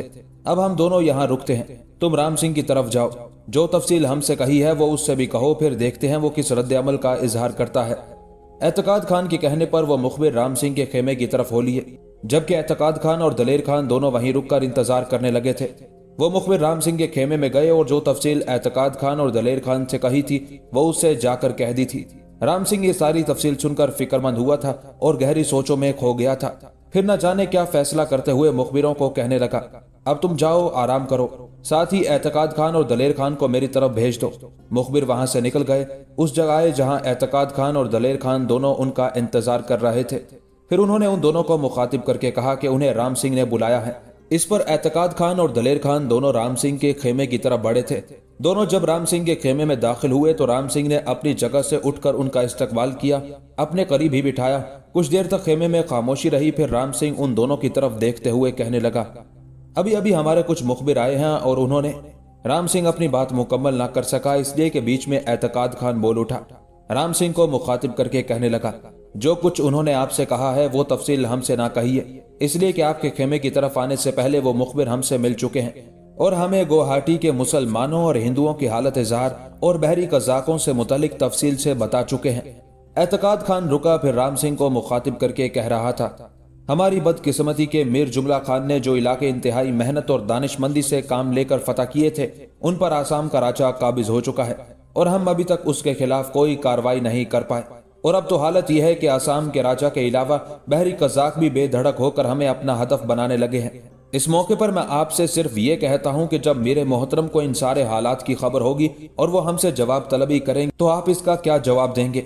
जो जवाब आप देना चाहते हैं हमें भी बता दें, ताकि मेरे मोहतरम जब हमसे पूछें तो हम भी आपके कहे हुए अल्फाज दोहरा दें, इसलिए कि मामला बड़ा अहम और गंभीर है और इन इलाकों में मुसलमान और हिंदू रियाया की तबाही और बर्बादी को मेरे मोहतरम किसी भी सूरत बर्दाश्त नहीं करेगा। यहाँ तक कहने के बाद एतकाद खान रुका, फिर अपनी बात को आगे बढ़ा रहा था, राम सिंह, अगर आप बुरा ना माने तो इस मौके पर मैं ये भी कहूंगा कि हमारी शिकस्तों और नाकामियों की ये सूरत हाल मेरे मोहतरम पर वाज़े हो गई तो मुझे खतरा और खदशा है कि वो आपके अलावा हम दोनों को वापस बुला लेंगे और इन इलाकों में अपनी इज्जत और वकार को बहाल करने के लिए किसी और को सलारे आला मुकर्रर कर देंगे। और मैं समझता हूँ ऐसी सूरत में कम अज कम एतकाद खान को रुक जाना पड़ा, इसलिए कि फिक्रमंदी का इजहार करते हुए राम सिंह बोल उठा था, मेरे अजीजों, तुम दोनों मेरे दस्ते रास्त हो। मैं ये भी तस्लीम करता हूँ ऐसे इलाकों में मेरा जंग करने का कोई तजर्बा नहीं है, और मैं ये भी तस्लीम करता हूँ कि मेरे मोहतरम ने इन इलाकों में मुझे सजा के तौर पर भेजा है, इसलिए कि मुझसे कुछ कोताहियां हुई थी जिनकी मुझे ये सजा दी गई है। अब मैं सारा मामला तुम पर छोड़ता हूँ कि क्या करना चाहिए। उस मौके पर एतकाद खान और दलेर खान ने एक दूसरे की तरफ गहरी निगाहों से देखा। फिर एतकाद खान राम सिंह को मुखातिब करते हुए कह रहा था, अगर आप हम पर भरोसा व एतमाद करते हैं तो फिर मैं आपसे ये कहूंगा कि लश्कर के 3 हिस्से करते हैं। एक हिस्सा आप अपने पास रखें और जहां पड़ाव है वहीं कयाम रखें। लश्कर के बाकी 2 हिस्से मेरे और दलेर खान के हवाले कर दें। हम पहले आसाम के राजा के उन लश्करियों को अपना हदफ बनाएंगे जो गुवाहाटी शहर के गिरदो नवाह में लूट मार के अलावा मुसलमानों और हिंदुओं के कत्लेआम में लगे हुए हैं। उसके बाद बहरी कजाकों से निपटेंगे और फिर पुर्तगालियों पर भी जरब लगाएंगे। राम सिंह भी शायद यही चाहता था। उसने एतकाद खान की उस तजवीज से फौरन इत्तेफाक कर लिया। ये तजवीज मानने से एतकाद खान और दलेर खान खुश और मुतमईन हो गए थे। फिर तीनों खेमे से बाहर निकले। पहले लश्कर को 3 हिस्सों में तकसीम किया गया। एक हिस्सा राम सिंह के पास रहने दिया गया, बाकी 2 हिस्से एतकाद खान और दलेर खान की कमानदारी में दे दिए गए। एतकाद खान और दलेर खान दोनों ने अपनी मुहिम पर रवाना होने से पहले अपने मुखबिरों को उन इलाकों की तरफ फैला दिया था। फिर 2 दिन बाद वो भी अपने हिस्से के लश्कर को लेकर अपनी मुहिम की तरफ कूच कर गए थे। एतकाद खान और दलेर खान दोनों जब अपने लश्कर को लेकर गुवाहाटी के नवाह में पहुंचे तो उनके सामने उनके वो मुखबिर आए जिन्हें उन्होंने अपनी रवानगी से 2 दिन पहले हालात का जायजा लेने के लिए रवाना किया था। उनके आने पर एतकाद खान और दलेर खान दोनों ने अपने अपने लश्कर को रोक दिया था। वो मुखबिर करीब आए। उनमें से एक उन दोनों को मुखातिब करके कहने लगा, आप दोनों के लिए हम एक अच्छी खबर लेकर आए हैं। यहाँ से दाएं जानिब लगभग 3 फरसंग के फासले पर गुवाहाटी शहर से बेघर होने वाले लोग एक पड़ाव की सूरत में पड़े हुए हैं। उनमें मुसलमान और हिंदू भी हैं। उन्होंने एक कोहिस्तानी सिलसिले की ओट में अपना पड़ाव कायम किया है। वो इंतहाई बेबसी के आलम में खुले आसमान तले पड़े हुए हैं। उनका ख्याल था कि कोहिस्तानी सिलसिले की ओट में शायद आसाम के राजा के लश्करी उन्हें अपना हदफ ना बना सकेंगे, और जब हालात बेहतर होंगे तो शायद वो अपने घरों को लौट सकेंगे। लेकिन आसाम के लश्करियों को उनके महल्ले वकू का इल्म हो चुका है, लिहाजा आसाम के राजा का एक लश्कर उन पर हमलावर होने के लिए पेशकदमी कर रहा है। यहाँ तक कहने के बाद वो मुखबिर रुका। फिर खसूसियत के साथ वो एतकाद खान की तरफ देखते हुए कहने लगा, एतकाद खान हमारे अजीज, इस मौके पर मैं आप लोगों को एक मशवरा भी दूंगा। जो मशवरा मैं देने लगा हूँ ये मेरी और मेरे साथियों की राय है। इस पर अमल करना या ना करना आपकी सवाबदीद पर मुनहसिर होगा। ऐसा मैं इसलिए कह रहा हूँ कि आप दोनों मीर जुमला और इनायत खान के तहत काम करते रहे हैं और उन दोनों ने आपको बेहतरीन जंगी तरबियत दे रखी है। पर हाय अफसोस, नए सालार राम सिंह ने यहाँ आकर कुछ भी नहीं किया। यहाँ के सब लोग उससे नाला हैं और अनकरीब उसकी नाकारा कारकर्दगी की इत्तला मेरे मोहतरम को भी हो जाएगी। बहरहाल जो मशवरा मैं आपको देना चाहता हूँ वो कुछ यूं है। आसाम के राजा का जो लश्कर गुवाहाटी से बेघर होने वाले लोगों के पड़ाव पर हमलावर होने के लिए पेशकदमी कर रहा है, उस पर अगर आप हमलावर हो जाएं तो उसके 2 बड़े फवायद हासिल होंगे। पहला यह कि गुवाहाटी के वो लोग जो खुले आसमान तले बेचारे कसम पुरसी की हालत में जिंदगी बसर कर रहे हैं, उनकी जानें बच जाएंगी। दूसरा फायदा यह होगा कि आसाम के राजा का जो लश्कर इन मुसलमानों पर हमलावर होने के लिए जा रहा है वो उस लश्कर का आधा हिस्सा है जिसने इस वक्त गुवाहाटी के नवाह में अपना पड़ाव कायम कर रखा है। आप दोनों आसाम के राजा के उस लश्कर पर हमलावर होकर उसका खात्मा कर दें तो फिर गुवाहाटी में आसाम के राजा का आधा लश्कर रह जाएगा, जिसे आप दोनों बड़ी आसानी से काबू कर लेंगे। और इस तरह जहां आप एक तरफ से गुवाहाटी के बेघर लोगों को महफूज कर लेंगे, वहां दूसरी तरफ बड़ी आसानी के साथ गुवाहाटी पर भी कब्जा कर लेंगे। उस मुखबिर के उन अल्फाज पर एतकाद खान ही नहीं, दलेर खान भी खुशी का इजहार कर रहा था। जब वो खामोश हुआ तब एतकाद खान उसे मुखातिब करके कहने लगा, मेरे अजीज, जो मशवरा तुमने दिया है उस पर सख्ती से अमल किया जाएगा। मुझे उम्मीद है कि इस पर अमल करते हुए हम 2 तरफा कामयाबी हासिल करेंगे। पर साथ ही तुम अपने 2 साथियों को राम सिंह की तरफ रवाना करो। उसे ये पैगाम दो कि वहां से अपना पड़ाव खत्म करके गुवाहाटी की तरफ आ जाए। मुझे उम्मीद है कि जो हालात इस वक्त हमारे सामने हैं उनके मुताबिक दुश्मन पर जरब लगाते हुए गुवाहाटी पर कब्जा करने में हम ज्यादा देर नहीं लगाएंगे। एतकाद खान रुका। फिर दोबारा वो कह रहा था, वक्त जाया नहीं करना चाहिए। तुम 2 आदमी राम सिंह की तरफ रवाना करो, बाकी हमारी रहनुमाई आसाम के राजा के उस लश्कर तक करो जो गुवाहाटी के निहत्ते लोगों पर हमलावर होने के लिए पेशकदमी कर रहे हैं। मुखबिरों के उस सरबराह ने उससे इत्तेफाक किया। उसी वक्त एतकाद खान का पैगाम देकर 2 मुखबिरों को राम सिंह की तरफ भिजवा दिया गया, जबकि बाकी सारे मुखबिर एतकाद खान और दलेर खान के साथ हो लिए थे। اپنے مخبروں کی رہنمائی میں اعتقاد خان اور دلیر خان نے آسام کے راجہ کے لشکر کو گوہاٹی کے بے بس لوگوں کے پڑاؤ سے کچھ فاصلے پر ہی جا لیا تھا۔ آسام کے لشکر کو دیکھتے ہی زومانی انداز میں اعتقاد خان اور دلیر خان دونوں نے ایک دوسرے کی طرف دیکھا، پھر نگاہوں ہی نگاہوں میں کوئی فیصلہ ہوا۔ یہ فیصلہ ہونے کے بعد دونوں کے چہروں پر خوشگوار مسکراہٹ پھیل گئی تھی۔ ساتھ ہی انہوں نے اپنے گھوڑوں کو انگیخت کرنے والی مہمیز لگاتے ہوئے ان کی رفتار پہلے کی نسبت تیز کر دی تھی، اور ان کے پیچھے پیچھے ان کے لشکری بھی طوفانی انداز میں آگے بڑھنے لگے تھے۔ آسام کے راجہ کے لشکر کے قریب جا کر اعتقاد خان اور دلیر خان نے پھر ایک دوسرے کی طرف دیکھا۔ اعتقاد خان نے اپنے سر کو جنبش دی، اس کے ساتھ ہی دونوں نے زوردار انداز میں تکبیریں بلند کی، اور ان کی تکبیروں کے جواب میں پورے لشکر نے یک زبان ہو کر جب تکبیریں بلند کی تو وہ ویرانے، وہ جنگل تکبیروں کی صداؤں اور ان کی باز گشت سے گونج اٹھے تھے۔ پھر وقت کی آنکھ نے دیکھا اعتقاد خان اور دلیر خان دونوں اپنے لشکر کے ساتھ فضاؤں کی نبض کو منجمد کر دینے والی یخبستہ آندھیوں، طاقت و قوت کو اندھا کر دینے والے صحرا کے اندر ریت اڑاتے بھٹکتے بقولوں اور کرب کے سلگتے تھل میں وسوسوں کے اندیشوں اور خطرات کے واہموں کی طرح حملہ ور ہو گئے تھے۔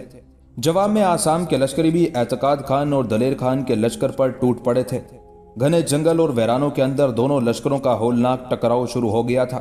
آسام کے لشکریوں نے اپنی طرف سے پوری کوشش کی کہ حملہ کو مار بھگائیں، لیکن اعتقاد خان اور دلیر خان اپنے لشکریوں کے ساتھ ان کے سامنے نہ سرکنے والی چٹانیں اور آہنی دیوار ثابت ہو رہے تھے، اور پھر ان کے تیز اور جان لیوا حملوں کے باعث آسام کے لشکریوں کی حالت پرانی دکھتی چوٹوں، غموں کی شدت تشنا ہونٹوں، گرسنہ نگاہوں اور وقت کے جبر تلے تپتے لمحوں سے بھی زیادہ بدتر ہونا شروع ہو گئی تھی۔ کچھ دیر بعد آسام کے لشکر میں شکست و ریخت کے آثار نمودار ہونا شروع ہو گئے تھے۔ اس موقع پر آسام کے کچھ لشکری پسپا ہونے کی تیاری کرنے لگے تھے، لیکن اعتقاد خان نے دلیر خان کو لشکر کے ایک حصے کے ساتھ اس شاہراہ پر متعین کر دیا تھا جو گوہاٹی کی طرف جاتی تھی۔ باقی لشکر کے ساتھ اعتقاد خان نے آسام کے لشکریوں کا قتل عام شروع کر دیا تھا۔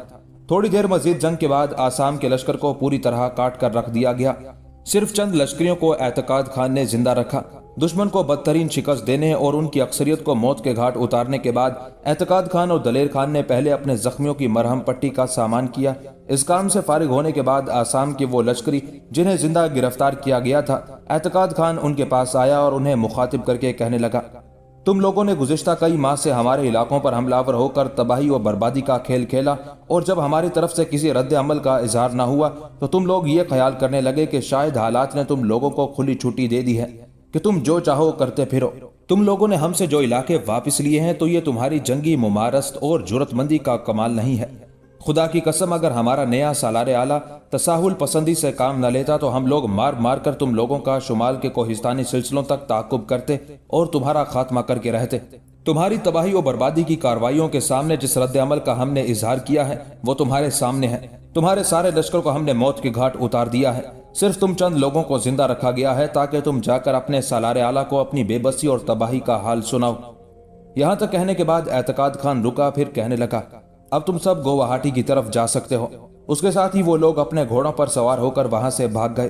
ان کے جانے کے بعد اعتقاد خان نے دلیر خان کو مخاطب کیا، دشمن کا جو لشکر گوہاٹی کے بے آسرا لوگوں پر حملہ ور ہونے کے لیے آیا تھا اس کا تو ہم نے خاتمہ کر دیا ہے۔ چند لوگ بچے ہیں جنہیں میں نے گوہاٹی کی طرف بھیج دیا ہے۔ اب وہ گوہاٹی میں جا کر اپنے سالار کو بتائیں گے کہ کس طرح مسلمان آسام کے لشکر پر حملہ ور ہوئے اور اس کا خاتمہ کر کے چل دیے۔ ہم چونکہ مغرب کی طرف سے آئے ہیں لہٰذا وہ بتائیں گے کہ ہم مغرب ہی کی طرف گئے ہوں گے۔ ان کا سالار اپنے مرنے والے لشکریوں کا انتقام لینے کے لیے ضرور ہمارا تعاقب کرے گا، اور اسی تعاقب کے دوران ہم آسام کے راجہ کے لشکر کے دوسرے حصے کو تہہ تیگ کر کے رکھ دیں گے۔ میرے بھائی، جب آسام کے راجہ کے سالار کو گوہاٹی میں اپنے لشکر کی تباہی کا علم ہوگا تو یاد رکھنا وہ لشکر لے کر ہمارے تعاقب میں نکلے گا۔ پہلے وہ یقیناً ان علاقوں کی طرف آئے گا جہاں ہم نے ان کے لشکر کے ایک حصے کا قتل عام کیا ہے۔ یہاں اپنے لشکر کی تباہی و بربادی کا جائزہ لے گا، اس کے بعد سوچ سمجھ کر ہمارے تعاقب میں نکلنے کی کوشش کرے گا، لیکن ہم اسے تعاقب کرنے کا موقع ہی نہیں دیں گے۔ ابھی تھوڑی دیر تک جہاں تھوڑی دیر پہلے ہم نے دشمن کے لشکر کا قتل عام کیا ہے اس میدان کے ایک طرف میں گھات میں بیٹھ جاؤں گا، دوسری طرف جس قدر لشکر ہمارے پاس ہے اسے آدھا آدھا تقسیم کر لیں گے اور پھر آسام کے دوسرے لشکر کے آنے کا انتظار کریں گے۔ آسام کے لشکر کا سالار جب گوہاٹی سے نکلتا ہے تو یقیناً وہ یہاں آئے بغیر تو مغرب کی طرف نہیں جائے گا، اگر جائے گا تو سامنے کی طرف۔ میرے خیال میں اس کا ٹکراؤ رام سنگھ سے ہو جائے گا، اس لیے کہ میرے خیال میں ہمارا پیغام ملنے کے بعد رام سنگھ اپنا پڑاؤ وہاں سے ختم کر کے ہر چیز کو سمیٹتا ہوا ان علاقوں کا ہی رخ کر رہا ہوگا۔ اگر آسام کے راجا کا سالار یہاں نہیں آتا، سیدھا مغرب کی طرف رخ کرتا ہے، رام سنگھ کو اپنا ہدف بنانے کی کوشش کرتا ہے، تب بھی ہم انہیں بچ کر جانے نہیں دیں گے۔ میں ابھی تھوڑی دیر تک اپنے کچھ مخبر مغرب کی طرف پھیلاتا ہوں کہ وہ رام سنگھ پر نگاہ رکھیں اور کچھ گوہاٹی کی طرف روانہ کرتا ہوں۔ ہمارے جو مخبر گوہاٹی کی طرف جائیں گے، اگر انہوں نے دیکھا کہ رام سنگھ اپنے لشکر کے ساتھ اس میدان جنگ کا رخ کر رہا ہے، تب وہ ان کے آگے آگے رہتے ہوئے یہاں آ کر ہمیں ان کی آمد سے مطلع کر دیں گے۔ اور اگر آسام کے راجا کے سالار نے اپنے لشکر کے ساتھ ادھر آنے کی بجائے مغرب کا رخ کرنا چاہا، تب بھی ہمارے مخبر ہمیں اس کی اطلاع کر دیں گے اور ان کے پیچھے پیچھے ہم بھی لگ جائیں گے۔ جب وہ سامنے سے آنے والے رام سنگھ پر حملہ ہوں گے تو پشت کی طرف سے ہم حملہ ہو کر انہیں پیس کر رکھ دیں گے۔ اس طرح آسام کے لشکریوں میں سے کسی کو بھی جان بچا کر بھاگنے کا موقع نہیں ملے گا۔ یہاں تک کہنے کے بعد اعتقاد خان رکا، پھر سوالیہ انداز میں کسی قدر مسکراتے ہوئے دلیر خان کو مخاطب کرتے ہوئے وہ کہہ رہا تھا، میرے بھائی اب کہو کہ تم کیا کہنا چاہتے ہو۔ جواب میں دلیر خان بھی مسکرایا اور کہنے لگا، میرے عزیز بھائی، جو لاہے عمل تم نے تیار کیا ہے میں سمجھتا ہوں یہ دشمن کی تباہی و بربادی کے لیے کافی ہے، لہٰذا اب مجھے کچھ نہیں کہنا۔ دلیر خان کے ان الفاظ سے اعتقاد خان خوش ہو گیا تھا۔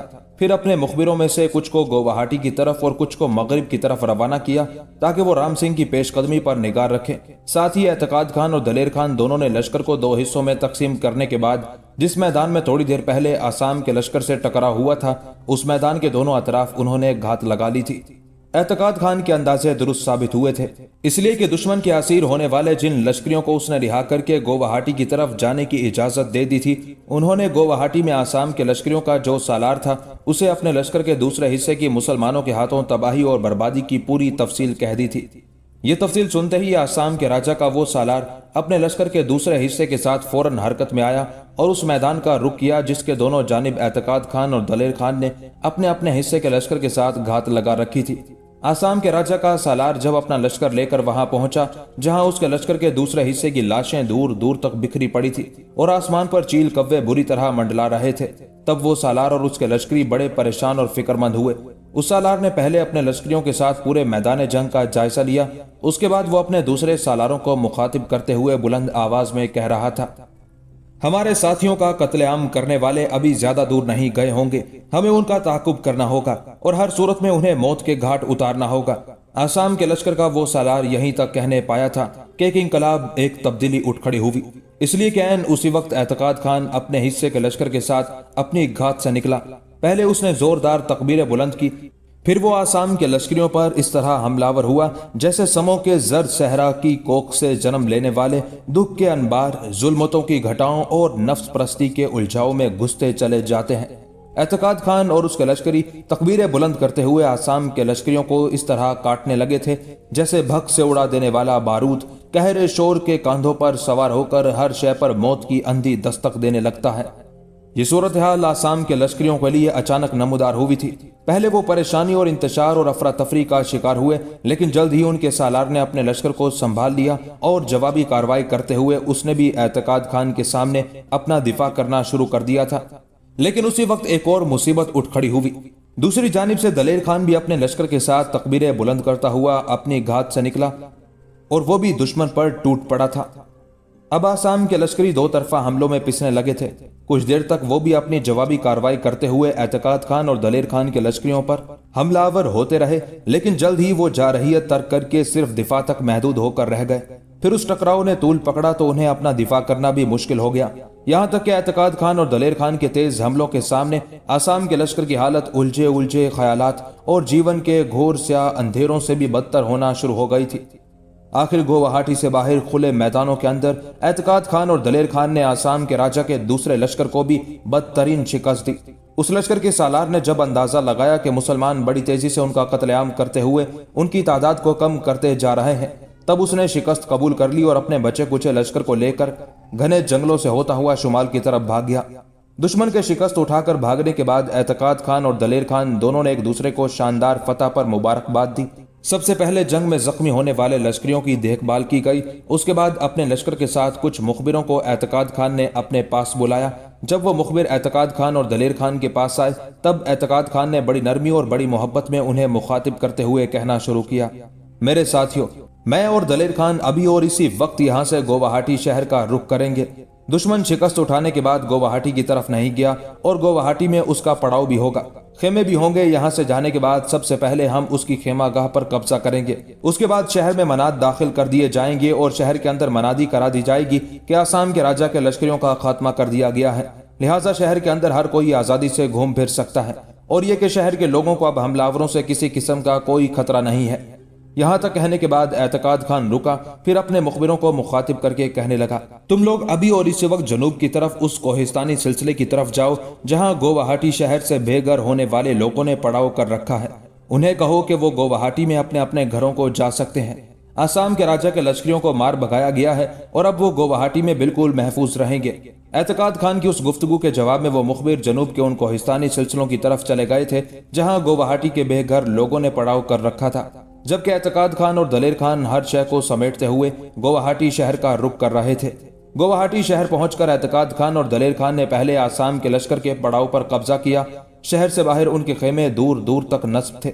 یہ خیمے شہر کے جنوب مشرقی سمت میں تھے۔ وہاں پہنچتے ہی اعتقاد خان اور دلیر خان نے پہلے خیمہ گاہ کا جائزہ لیا، پھر اپنے لشکر کو حکم دیا کہ وہ خیمے وہاں سے اکھاڑ کر گوہاٹی شہر کے شمال مغرب کے رخ پر نصب کر دیے جائیں، اور پڑاؤ کے اندر جس قدر ضرورت کا سامان ہو وہ بھی شہر کے شمال مغرب میں منتقل کر دیا جائے۔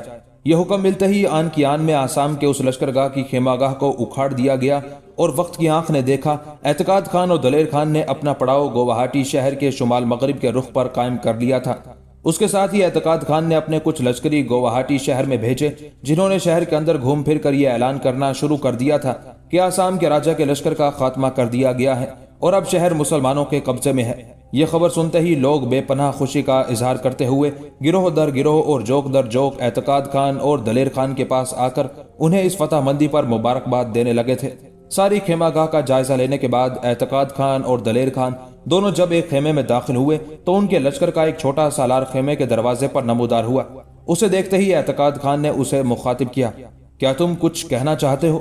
وہ سالار خیمے میں داخل ہوا اور اعتقاد خان کی طرف دیکھتے ہوئے کہنے لگا، گوہاٹی شہر سے نکل کر جن لوگوں نے جنوب کے کوہستانی سلسلوں کے اندر حملہ آوروں سے بچنے کے لیے قیام کیا ہوا تھا، ان میں سے اکثر تو گوہاٹی میں اپنے گھروں کو چلے گئے ہیں، لیکن کچھ لڑکیاں ایسی ہیں جن کے گوہاٹی میں گھر بار تو ہیں لیکن ان کے ماں باپ یا ان کے وارث حملہ آوروں کے ہاتھوں مارے جا چکے ہیں، اور وہ بے آسرا اور بے تحفظ لڑکیاں شہر کی طرف نہیں گئی، وہ سب ہماری خیمہ گاہ میں ایک جگہ جمع ہو گئی ہیں۔ ان میں سے 2 لڑکیاں ان کی نمائندگی کرتے ہوئے آپ سے گفتگو کرنا چاہتی ہیں۔ اس سالار کے اس انکشاف پر اعتقاد خان نے عجیب سے انداز سے دلیر خان کی طرف دیکھا۔ دلیر خان کچھ سوچتا رہا، پھر اعتقاد خان کی طرف دیکھتے ہوئے کہنے لگا، میرے خیال میں ان لڑکیوں کو بلانا چاہیے اور ان سے پوچھنا چاہیے کہ وہ کیا چاہتی ہیں۔ اگر ان لڑکیوں کے ماں باپ اور وارث گزشتہ جنگوں میں مارے جا چکے ہیں اور انہیں سنبھالنے والا کوئی نہیں تو پھر ان کے تحفظ کا بندوبست ہمیں ہی کرنا پڑے گا۔ دلیر خان کے ان الفاظ پر اعتقاد خان نے آنے والے اپنے اس چھوٹے سالار کی طرف غور سے دیکھا، پھر اسے مخاطب کر کے کہنے لگا، اچھا تم جاؤ اور ان 2 لڑکیوں کو لے کر آؤ جو ساری لڑکیوں کی نمائندگی کرتے ہوئے ہم سے گفتگو کرنا چاہتی ہیں۔ اعتقاد خان اور دلیر خان نے لڑکیوں کو بلانے کے لیے جس سالار کو بھیجا تھا، تھوڑی دیر بعد وہ لوٹا، اس کے ساتھ 2 لڑکیاں بھی تھیں۔ جو ہی وہ خیمے کے دروازے پر آئیں، اعتقاد خان اور دلیر خان دونوں اپنی جگہ سے اٹھ کھڑے ہوئے۔ دونوں لڑکیاں خیمے میں داخل ہوئی، پھر ان میں سے ایک ان دونوں کی طرف دیکھتے ہوئے کہنے لگی، کیا میں اور میری ساتھی ایک انتہائی اہم موضوع پر گفتگو کر سکتی ہیں؟ اعتقاد خان اور دلیر خان دونوں نے دیکھا وہ لڑکی جس نے گفتگو کا آغاز کیا تھا وہ طلسمی حسن کے رنگوں جیسی خوبصورت، گلاب صبح کی تازگی جیسی پرجمال اور دھنک رنگوں کی بارش جیسی حسین تھی۔ اس لڑکی کی شخصیت ایسی جاذب نظر اور پرکشش تھی جیسے دھرتی کی میٹھی تان، جیسے جیون کی پھلواری میں من نگر کا اجالا، جیسے سنسار کی رنگین پھولوں کی ڈال۔ اعتقاد خان نے لمحہ بھر کے لیے اس لڑکی کی طرف دیکھا، پھر ہاتھ سے ایک نشست کی طرف اشارہ کر کے ان دونوں کو بیٹھنے کے لیے کہا۔ دونوں لڑکیاں آگے بڑھ کر بیٹھ گئیں۔ چھوٹا سالار جب جانے لگا تب اعتقاد خان نے اسے بھی ان کے سامنے بیٹھنے کے لیے کہا۔ اس کے بعد وہ دونوں خود بھی بیٹھ گئے۔ کچھ دیر خیمے میں خاموشی رہی، پھر جس لڑکی نے مخاطب ہونے میں پہل کی تھی اس کی طرف دیکھتے ہوئے اعتقاد خان نے سوال کیا، کیا میں پوچھ سکتا ہوں تمہارا نام کیا ہے؟ اس لڑکی کے لبوں پر ہلکا سا خوشگوار تبسم نمودار ہوا، پھر کہنے لگی، فرخ نگار۔ اعتقاد خان نے یہی سوال جب دوسری لڑکی سے کیا تو وہ کھل کر مسکرا دی، پھر اعتقاد خان کو مخاطب کر کے کہنے لگی، میری ساتھی لڑکی نے میرا نام بتا تو دیا ہے۔ اعتقاد خان اور دلیر خان دونوں اس کی طرف حیرت سے دیکھنے لگے، پھر اعتقاد خان کہنے لگا، اس نے تو صرف اپنا نام فرخ نگار بتایا ہے۔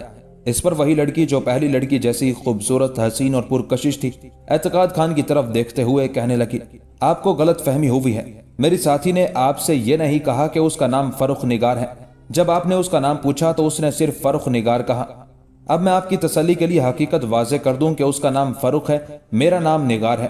اسے نام پوچھنے کے بعد یقیناً میرا نام بھی آپ پوچھتے، لہٰذا میری اس ساتھی نے جو میرے لیے میری سگی بہن جیسی ہے، میرا اور اپنا نام دونوں کو ملا کر آپ سے کہہ دیا۔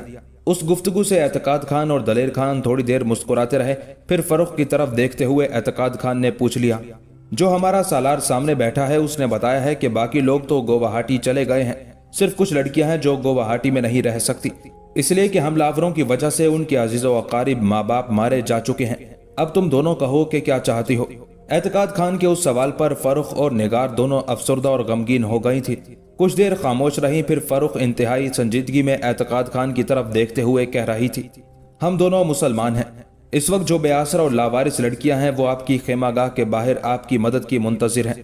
ان میں مسلمان بھی ہیں اور ہندو بھی، اور ہم سب گوہاٹی میں عزیز و اقارب اور بہن بھائیوں کی طرح رہتے رہے ہیں۔ اب جس قدر لڑکیاں آپ کی خیمہ گاہ کے باہر کھڑی ہیں وہ سب لاوارث ہیں اور گوہاٹی شہر میں اکیلی نہیں رہ سکتی۔ ان سب نے ہم دونوں کو اپنا نمائندہ بنا کر بھیجا ہے تاکہ ہم آپ سے یہ التجا کریں کہ ہماری حفاظت کا کوئی اہتمام کیا جائے۔ فرخ جب خاموش ہوئی تب لمحہ بھر کے لیے اعتقاد خان نے بڑے غور سے اس کی طرف دیکھا۔ جواب میں فرخ کی نگاہیں جھک گئی تھی۔ پھر اعتقاد خان کی آواز خیمے میں گونجی تھی، کیا تم سب لڑکیاں صرف گوہاٹی شہر میں رہنا پسند کرو گی یا؟ اعتقاد خان اپنی بات مکمل نہ کر سکا، اس لیے کہ فرخ بیچ میں بول اٹھی، کہنے لگی، یہ کوئی ضروری نہیں کہ ہم گوہاٹی میں رہیں، جہاں بھی ہماری حفاظت اور ہمارے قیام کا محفوظ اہتمام کیا جائے گا ہم وہیں رہ لیں گی۔ فرخ کے جواب سے اعتقاد خان کسی قدر مطمئن سا لگتا تھا۔ کچھ سوچا پھر کہنے لگا، اگر یہ بات ہے تو فی الحال تم ہماری خیمہ گاہ میں قیام کرو۔ کچھ خیمے تم سب کی رہائش کے لیے مخصوص کر دیے جائیں گے۔ یہاں لشکر میں نہ صرف تمہاری جان، تمہاری عزت و آبرو کی حفاظت کی جائے گی بلکہ تمہاری ہر ضرورت کا بھی خیال رکھا جائے گا۔ اعتقاد خان کے اس جواب پر فرخ اور نگار دونوں خوش ہو گئی تھی۔ اس موقع پر فرخ پھر بولتے ہوئے اعتقاد خان کا شکریہ ادا کرنا چاہتی تھی کہ ایک لشکری خیمے کے دروازے پر نمودار ہوا، اور اعتقاد خان اور دلیر خان کو مخاطب کرتے ہوئے کہنے لگا، رام سنگھ لشکر کے دوسرے حصے کے ساتھ پہنچ گیا ہے۔ یہ خبر سنتے ہی اعتقاد خان اپنی جگہ پر اٹھ کھڑا ہوا، دلیر خان کی طرف دیکھتے ہوئے کہنے لگا، دلیر خان اٹھو چلیں، رام سنگھ پہنچ گیا ہے، لہٰذا اس خیمہ گاہ کے شمال میں مزید خیمے نصب کرائیں تاکہ پورا لشکر آرام کر سکے۔ پھر اعتقاد خان نے سامنے بیٹھے چھوٹے سالار کی طرف دیکھا اور اس سے مخاطب کر کے کہنے لگا، ان دونوں لڑکیوں کو اپنے ساتھ لے جاؤ، پہلے ان لڑکیوں کو شمار کرو، اس کے بعد ان کی ضرورت کے مطابق خیمے خالی کروا کے ان خیموں میں ان کے قیام کا بہترین بندوبست کرو، ساتھ ہی ان کے کھانے کا بھی عمدہ انتظام کراؤ۔ میں اور دلیر خان رام سنگھ سے ملتے ہیں اور اس کے لشکر کے قیام کا بندوبست کرتے ہیں۔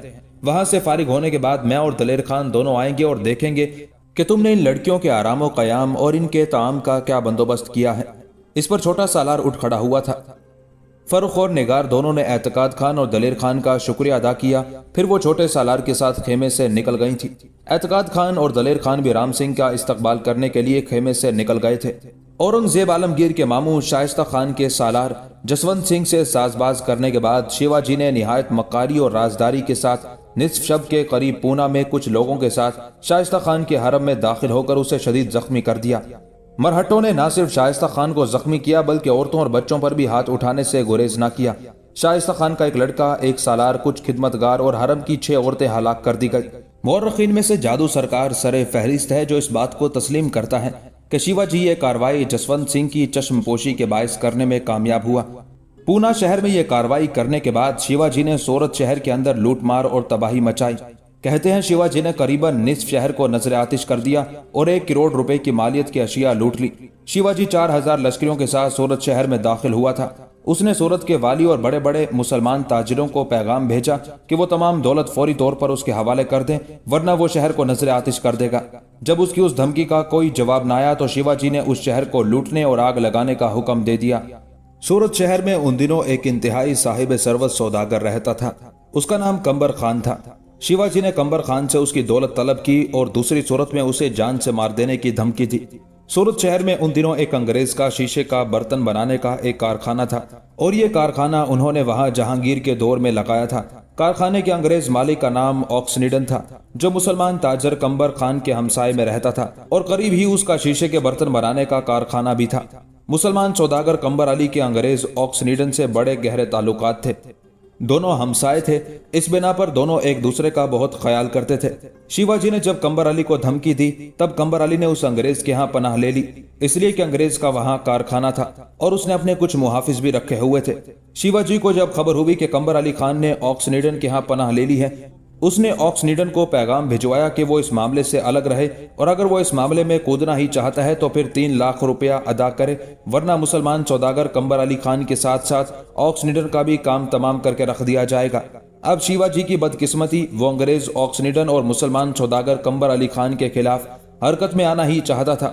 اس دوران یہ خبریں آنا شروع ہوئی کہ پونا کی طرف سے مسلمانوں کا ایک لشکر شیواجی سے نمٹنے کے لیے آ رہا ہے، لہٰذا شیواجی سورت شہر کو اس کے حال پر چھوڑ کر اپنے لشکر کے ساتھ وہاں سے فرار ہو گیا۔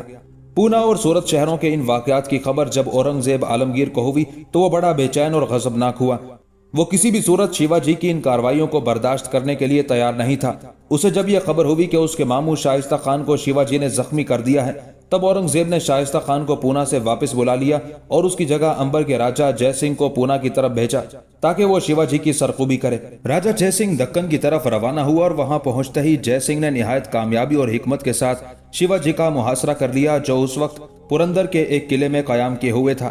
راجہ جے سنگھ نے پرندر نام کے اس قلعے کا محاصرہ کر لیا اور محاصرے میں اس نے ایسی سختی پیدا کی کہ شیواجی محسوس کرنے لگا کہ اب قلعے سے نکل کر مقابلہ کرنا یا بھاگنا ممکن نہیں، اس لیے کہ اس وقت شیواجی کے جس قدر سالار اور عمرا تھے ان کے اہل خانہ بھی پرندر کے قلعے میں قیام کیے ہوئے تھے اور اگر جنگ طول پکڑتی تو انہیں بھی نقصان پہنچتا، لہٰذا شیواجی نے اپنی فطری عیاری سے کام لیا اور قلعے سے نکل کر جے سنگھ کی خدمت میں حاضر ہوا اور صلح کی درخواست کی۔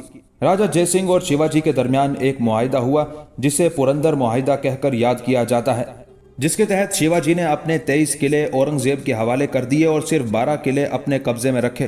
ساتھ ہی اس نے عہد کیا کہ وہ آئندہ اورنگزیب عالمگیر کا مطیع فرما بردار بن کر رہے گا۔ شیواجی کے اس رویے کو دیکھتے ہوئے راجہ جے سنگھ کے کہنے پر اورنگزیب عالمگیر نے شیواجی اور اس کے بیٹے شمبھو جی دونوں کو اپنے لشکر میں شامل کر لیا۔ شمبھو جی کو 5000 لشکریوں کا سالار مقرر کیا گیا اور جاگیر بھی دی گئی، جبکہ شیواجی کو اس کے گزشتہ غیر دانشمندانہ اور غیر وفادارانہ اقدامات پر معاف کر دیا گیا۔ ساتھ ہی شیواجی نے یہ بھی عہد کیا کہ وہ 3 برابر قسطوں میں 1 کروڑ 20 لاکھ کی رقم تاوان کے طور پر اورنگزیب کو ادا کرے گا۔ اس ساری کارروائی کے بعد راجہ جے سنگھ کے کہنے پر شیواجی نے اورنگزیب کی خدمت میں حاضری تھی۔ اورنگزیب نے اس کے گزشتہ گناہ معاف کرتے ہوئے اسے بھی اپنے لشکر میں شامل کر لیا۔ اس کے بیٹے کی طرح اسے بھی 5000 کے ایک لشکر کا سالار مقرر کر دیا گیا تھا۔ اب شیواجی کو یہ بات بڑی ناگوار گزری کہ اسے صرف 5000 کے ایک لشکر کا سالار مقرر کیا گیا ہے۔ اس بنا پر شیواجی کی طبیعت میں پھر فتور آ گیا اور وہ اپنے لڑکی کے ساتھ مٹھائی کے ٹوکروں میں چھپ کر بھاگ نکلا اور متھرا، الہ آباد، بنارس گیا اور تلنگانہ سے ہوتا ہوا اپنے ٹھکانوں کی طرف چلا گیا۔ اس کے بعد اس نے لگ بھگ 3 سال تک خاموشی اختیار کیے رکھی۔ اس موقع پر شیواجی جانتا تھا کہ اورنگزیب عالمگیر اس کے خلاف ضرور حرکت میں آئے گا اور اسے یہ بھی خبر تھی کہ اگر اورنگزیب عالمگیر بنفس نفیس لشکر لے کر دکن کی طرف آ گیا تو شیواجی کو کہیں ٹھکانہ نہیں ملے گا، لہٰذا اس نے اورنگزیب عالمگیر کے سالار جسونت سنگھ اور اورنگزیب کے بیٹے معظم علی سے رابطہ قائم کیا اور ان سے گزارش کی کہ وہ اورنگزیب سے اس کی صلح کروا دیں۔ جسونت سنگھ اور معظم علی کے کہنے پر اورنگزیب نے نہ صرف ایک بار پھر شیواجی کو معاف کر دیا بلکہ اس کا جو ماضی کا راجہ کا خطاب تھا وہ بھی بحال کر دیا۔ گوہاٹی شہر کے نواح میں ایک روز رام سنگھ، اعتقاد خان اور دلیر خان اکٹھے بیٹھے کسی موضوع پر گفتگو کر رہے تھے کہ 2 گھڑ سوار اپنے گھوڑوں کو سر پر دوڑاتے ہوئے خیمہ گاہ میں داخل ہوئے تھے، سیدھے اس جگہ جہاں رام سنگھ، اعتقاد خان اور دلیر خان آپس میں گفتگو کر رہے تھے۔ آنے والے وہ دونوں اورنگزیب عالمگیر کے قاصد تھے۔ دونوں نے آگے بڑھ کر باری باری ان تینوں کے ساتھ پرجوش مصافحہ کیا، پھر ان تینوں کو مخاطب کرتے ہوئے ان 2 میں سے ایک کہہ رہا تھا، ہمیں میر محترم نے روانہ کیا ہے محترم رام سنگھ، آپ کے علاوہ اعتقاد خان اور دلیر خان تینوں کو میر محترم نے واپس بلا لیا ہے۔ ان علاقوں میں اب باغیوں کی سرخوبی کے لیے میر محترم نے اپنے ماموں شائستہ خان کو بھیجا ہے اور شائستہ خان ہمارے پیچھے پیچھے ادھر کا رخ کیے ہوئے ہیں، تھوڑی دیر تک وہ یہاں پہنچ جائے گا۔ وہ اپنے ساتھ ایک اور لشکر بھی لے کر آ رہا ہے۔ شائستہ خان کے ساتھ اس کا بیٹا امید خان اور ایک دوسرا سالار ابن حسن بھی ہیں۔ اب ان علاقوں میں باغیوں کے خلاف وہی کمانداری کریں گے۔ قاصدوں کی زبان سے یہ پیغام سن کر رام سنگھ تو بڑا خوش ہوا تھا، لیکن اعتقاد خان اور دلیر خان سنجیدہ اور فکر مند ہو گئے تھے۔ اس موقع پر رام سنگھ نے خوشی کا اظہار کرتے ہوئے ان دونوں کی طرف دیکھا، پھر انہیں مخاطب کر کے کہنے لگا، میرے ساتھ تم دونوں کو میر محترم نے واپس بلا لیا ہے۔ یہ پیغام سن کر تمہیں خوش ہو جانا چاہیے تھا، میں دیکھتا ہوں تم سنجیدہ اور فکر مند ہو گئے ہو۔ رام سنگھ جب خاموش ہوا تب اعتقاد خان نے افسردہ سے لہجے میں کہنا شروع کیا، رام سنگھ: فکر مندی اور سنجیدگی کی تو بات ہے ہی، میں یہ سوچ رہا ہوں کہ جب ہم واپس میر محترم کے پاس پہنچیں گے اور اس نے ہم سے سوال کیا کہ میر جملہ کے بعد آسام کے راجا نے ہم پر حملہ آور ہو کر کیوں فتح کیے ہوئے علاقے واپس لے لیے، تو اس سوال کا جواب میرے پاس نہیں ہوگا۔ جواب میں رام سنگھ نے لاپرواہی میں کندھے اچکائے، پھر کہنے لگا، جب ایسا موقع آئے گا پھر جواب بھی سوچ لیا جائے گا، ابھی تو آؤ۔ شائستہ خان، اس کے بیٹے امید خان اور نئے سالار ابن حسن کے آنے کا انتظار کریں، بلکہ میں کہتا ہوں کہ اس کے آنے سے پہلے ہم اپنا بوریا بستر باندھ لیں، اس کے آنے کے ساتھ ہی ہم یہاں سے کوچ کر جائیں گے۔ میں اپنے خیمے کی طرف جاتا ہوں، تم بھی اپنے خیمے کی طرف جاؤ، اپنا سامان باندھ لو۔ اس کے بعد شائستہ خان اور اس کے بیٹے اور دوسرے سالار کا استقبال کرتے ہیں۔ رام سنگھ کی اس تجویز سے اعتقاد خان اور دلیر خان نے اتفاق کیا تھا، پھر دونوں اپنے خیمے کی طرف ہو لیے۔ دونوں ایک خیمے میں داخل ہوئے ہی تھے کہ دروازے پر فرخ اور نگار دونوں نمودار ہوئی۔ دونوں اداس اور پریشان تھی۔ سب سے پہلے فرخ نے مخاطب ہو کر کہنا شروع کیا کہ ہم خیمے میں آ سکتی ہیں۔ اعتقاد خان نے جب انہیں آنے کے لیے کہا تو وہ خیمے میں داخل ہوئی۔ پھر اعتقاد خان کی طرف دیکھتے ہوئے فرخ بول اٹھی، ہم نے سنا ہے آپ دونوں کے علاوہ رام سنگھ بھی واپس جا رہے ہیں اور اس لشکر کی کمانداری اب میر محترم کے ماموں شائستہ خان کے ہاتھ میں ہوگی، کیا یہ خبر درست ہے؟ اس لیے کہ ہم نے ابھی یہ خبر سنی ہے اور اس کی تصدیق کے لیے آپ کی طرف آئی ہے۔ اس پر اداسی بھرے انداز میں اعتقاد خان نے فرخ کی طرف دیکھا، پھر کہنے لگا، جو کچھ تم دونوں نے سنا ہے یہ درست ہے، ہم اپنا سامان باندھنے لگے ہیں، تھوڑی دیر تک شائستہ خان اپنے بیٹے اور ایک سالار کے ساتھ یہاں پہنچ جائے گا، ہم تینوں واپس چلے جائیں گے۔ اعتقاد خان کے ان الفاظ نے فرخ اور نگار دونوں کو پریشان اور فکر مند کر دیا تھا۔ پھر خیمے میں فرخ کی بکھرتی ہوئی آواز سنائی تھی، آپ دونوں کے جانے کے بعد وہ لڑکیاں جنہوں نے آپ کی خیمہ گاہ میں پناہ لے رکھی ہے ان کا کیا بنے گا؟ اس موقع پر اعتقاد خان نے پھر ایک افسردہ سی نگاہ فرخ پر ڈالی، پھر اسے مخاطب کر کے کہنے لگا، دیکھو فرخ، دونوں واپس جاؤ، جن لڑکیوں نے اس وقت خیمہ گاہ میں قیام کر رکھا ہے ان سے صلاح مشورہ کرو، اگر وہ مان جاتی ہیں تو شائستہ خان کے آنے پر ان ساری لڑکیوں کی شادیاں لشکر میں شامل ان لشکریوں سے کرا دی جائیں گی جن کی ابھی تک شادی نہیں ہوئی، اس طرح وہ لشکر کے اندر رہتے ہوئے ایک باعزت پر تحفظ زندگی بسر کر سکیں گی۔ اعتقاد خان جب خاموش ہوا تب اس کی طرف غور سے دیکھتے ہوئے فرخ کہنے لگی، ہم دونوں کا کیا ہوگا؟ اعتقاد خان نے پھر غور سے فرخ کی طرف دیکھا، وہاں سے نگاہیں ہٹا کر ایک بھرپور نگاہ اپنے قریب کھڑے دلیر خان کی طرف ڈالی، پھر اس نے دھیمے سے لہجے میں فرخ کو مخاطب کیا، دیکھو فرخ، اس وقت تمہارے علاوہ خیمے میں نگار ہے اور میرا ساتھی دلیر خان ہے، میں تم سے ایک بات کہنے لگا ہوں، برا مت ماننا۔ فرخ بیچاری پریشان اور فکر مند ہو گئی تھی، فوراً بول اٹھی، آپ جیسی بھی کڑوی بات کریں میں آپ سے وعدہ کرتی ہوں برا نہیں مانوں گی۔ اس پر اعتقاد خان کو کچھ حوصلہ ہوا اور کہنے لگا، دیکھو فرخ، یہ بات طے ہے کہ میں، دلیر خان اور رام سنگھ آج ہی یہاں سے کوچ کر جائیں گے۔ اگر اس موقع پر میں تم سے یہ کہوں کہ کیا تم میرے ساتھ شادی کرنے کے لیے تیار ہو تو بولو تمہارا کیا جواب ہوگا؟ یہی سوال میں نگار سے بھی کرتا ہوں، کیا وہ دلیر خان سے شادی کرنے کو تیار ہیں؟ اعتقاد خان کے اس سوال پر فرخ اور نگار دونوں کے چہروں پر دور دور تک خوشیاں ہی خوشیاں اور طمانینت بکھر گئی تھی۔ کچھ دیر تک دونوں اس خوشی سے لطف اندوز ہوتی رہی، پھر دھیمے سے لہجے اور ہلکی سی مسکراہٹ میں اعتقاد خان کو مخاطب کرتے ہوئے فرخ کہنے لگی، میں آپ سے اور نگار دلیر بھائی سے شادی کرنے کے لیے تیار ہیں، اب بولے آپ کیا کہتے ہیں؟ فرخ کے اس جواب پر اعتقاد خان اور دلیر خان دونوں خوش ہو گئے تھے۔ پھر اعتقاد خان آگے بڑھا، فرخ کا شانہ تھپ تھپایا اور پیار بھرے انداز میں اسے مخاطب کر کے کہنے لگا، میں تم دونوں کا شکریہ ادا کرتا ہوں، تم دونوں نے ہم دونوں کو اتنی اہمیت دی، اب تم واپس دوسری لڑکیوں کی طرف جاؤ اور جو کچھ میں نے کہا ہے اس سے متعلق ان سے پوچھو، اگر وہ اس پر رضامند ہو جاتی ہیں تو یہاں سے کچھ کرنے سے پہلے ہم اپنے لشکریوں سے ان کے عقد کا اہتمام کرتے جائیں گے، یہی قیام کے دوران تم دونوں کا عقد ہم دونوں کے ساتھ ہوگا اور ہم تم دونوں کو اپنے ساتھ لے جائیں گے۔ فرخ اور نگار دونوں ان الفاظ پر بے حد خوشی اور سکون محسوس کر رہی تھی، پھر مسکراتی ہوئی خیمے سے نکل گئی تھی۔ تھوڑی دیر بعد شائستہ خان بھی اپنے بیٹے اور ایک سالار کے ساتھ لشکر کا ایک حصہ لے کر وہاں پہنچ گیا۔ رام سنگھ، اعتقاد خان اور دلیر خان نے ان کا بہترین استقبال کیا۔ شائستہ خان کے آنے پر لڑکیوں سے متعلق پوری تفصیل اعتقاد خان نے اس سے کہہ دی تھی۔ اس دوران لڑکیوں نے اپنا اندیا دے دیا تھا کہ وہ شادی کرنے کے لیے تیار ہیں، لہٰذا فرخ کا نکاح اعتقاد خان سے، نگار کا نکاح دلیر خان سے اور باقی لڑکیوں کے نکاح بھی لشکریوں کے ساتھ کرا دیے گئے تھے۔ اس کے بعد لشکر کی کمانداری شائستہ خان کے حوالے کرنے کے بعد رام سنگھ، اعتقاد خان اور دلیر خان وہاں سے کوچ کر گئے تھے، فرخ اور نگار بھی ان کے ساتھ تھی۔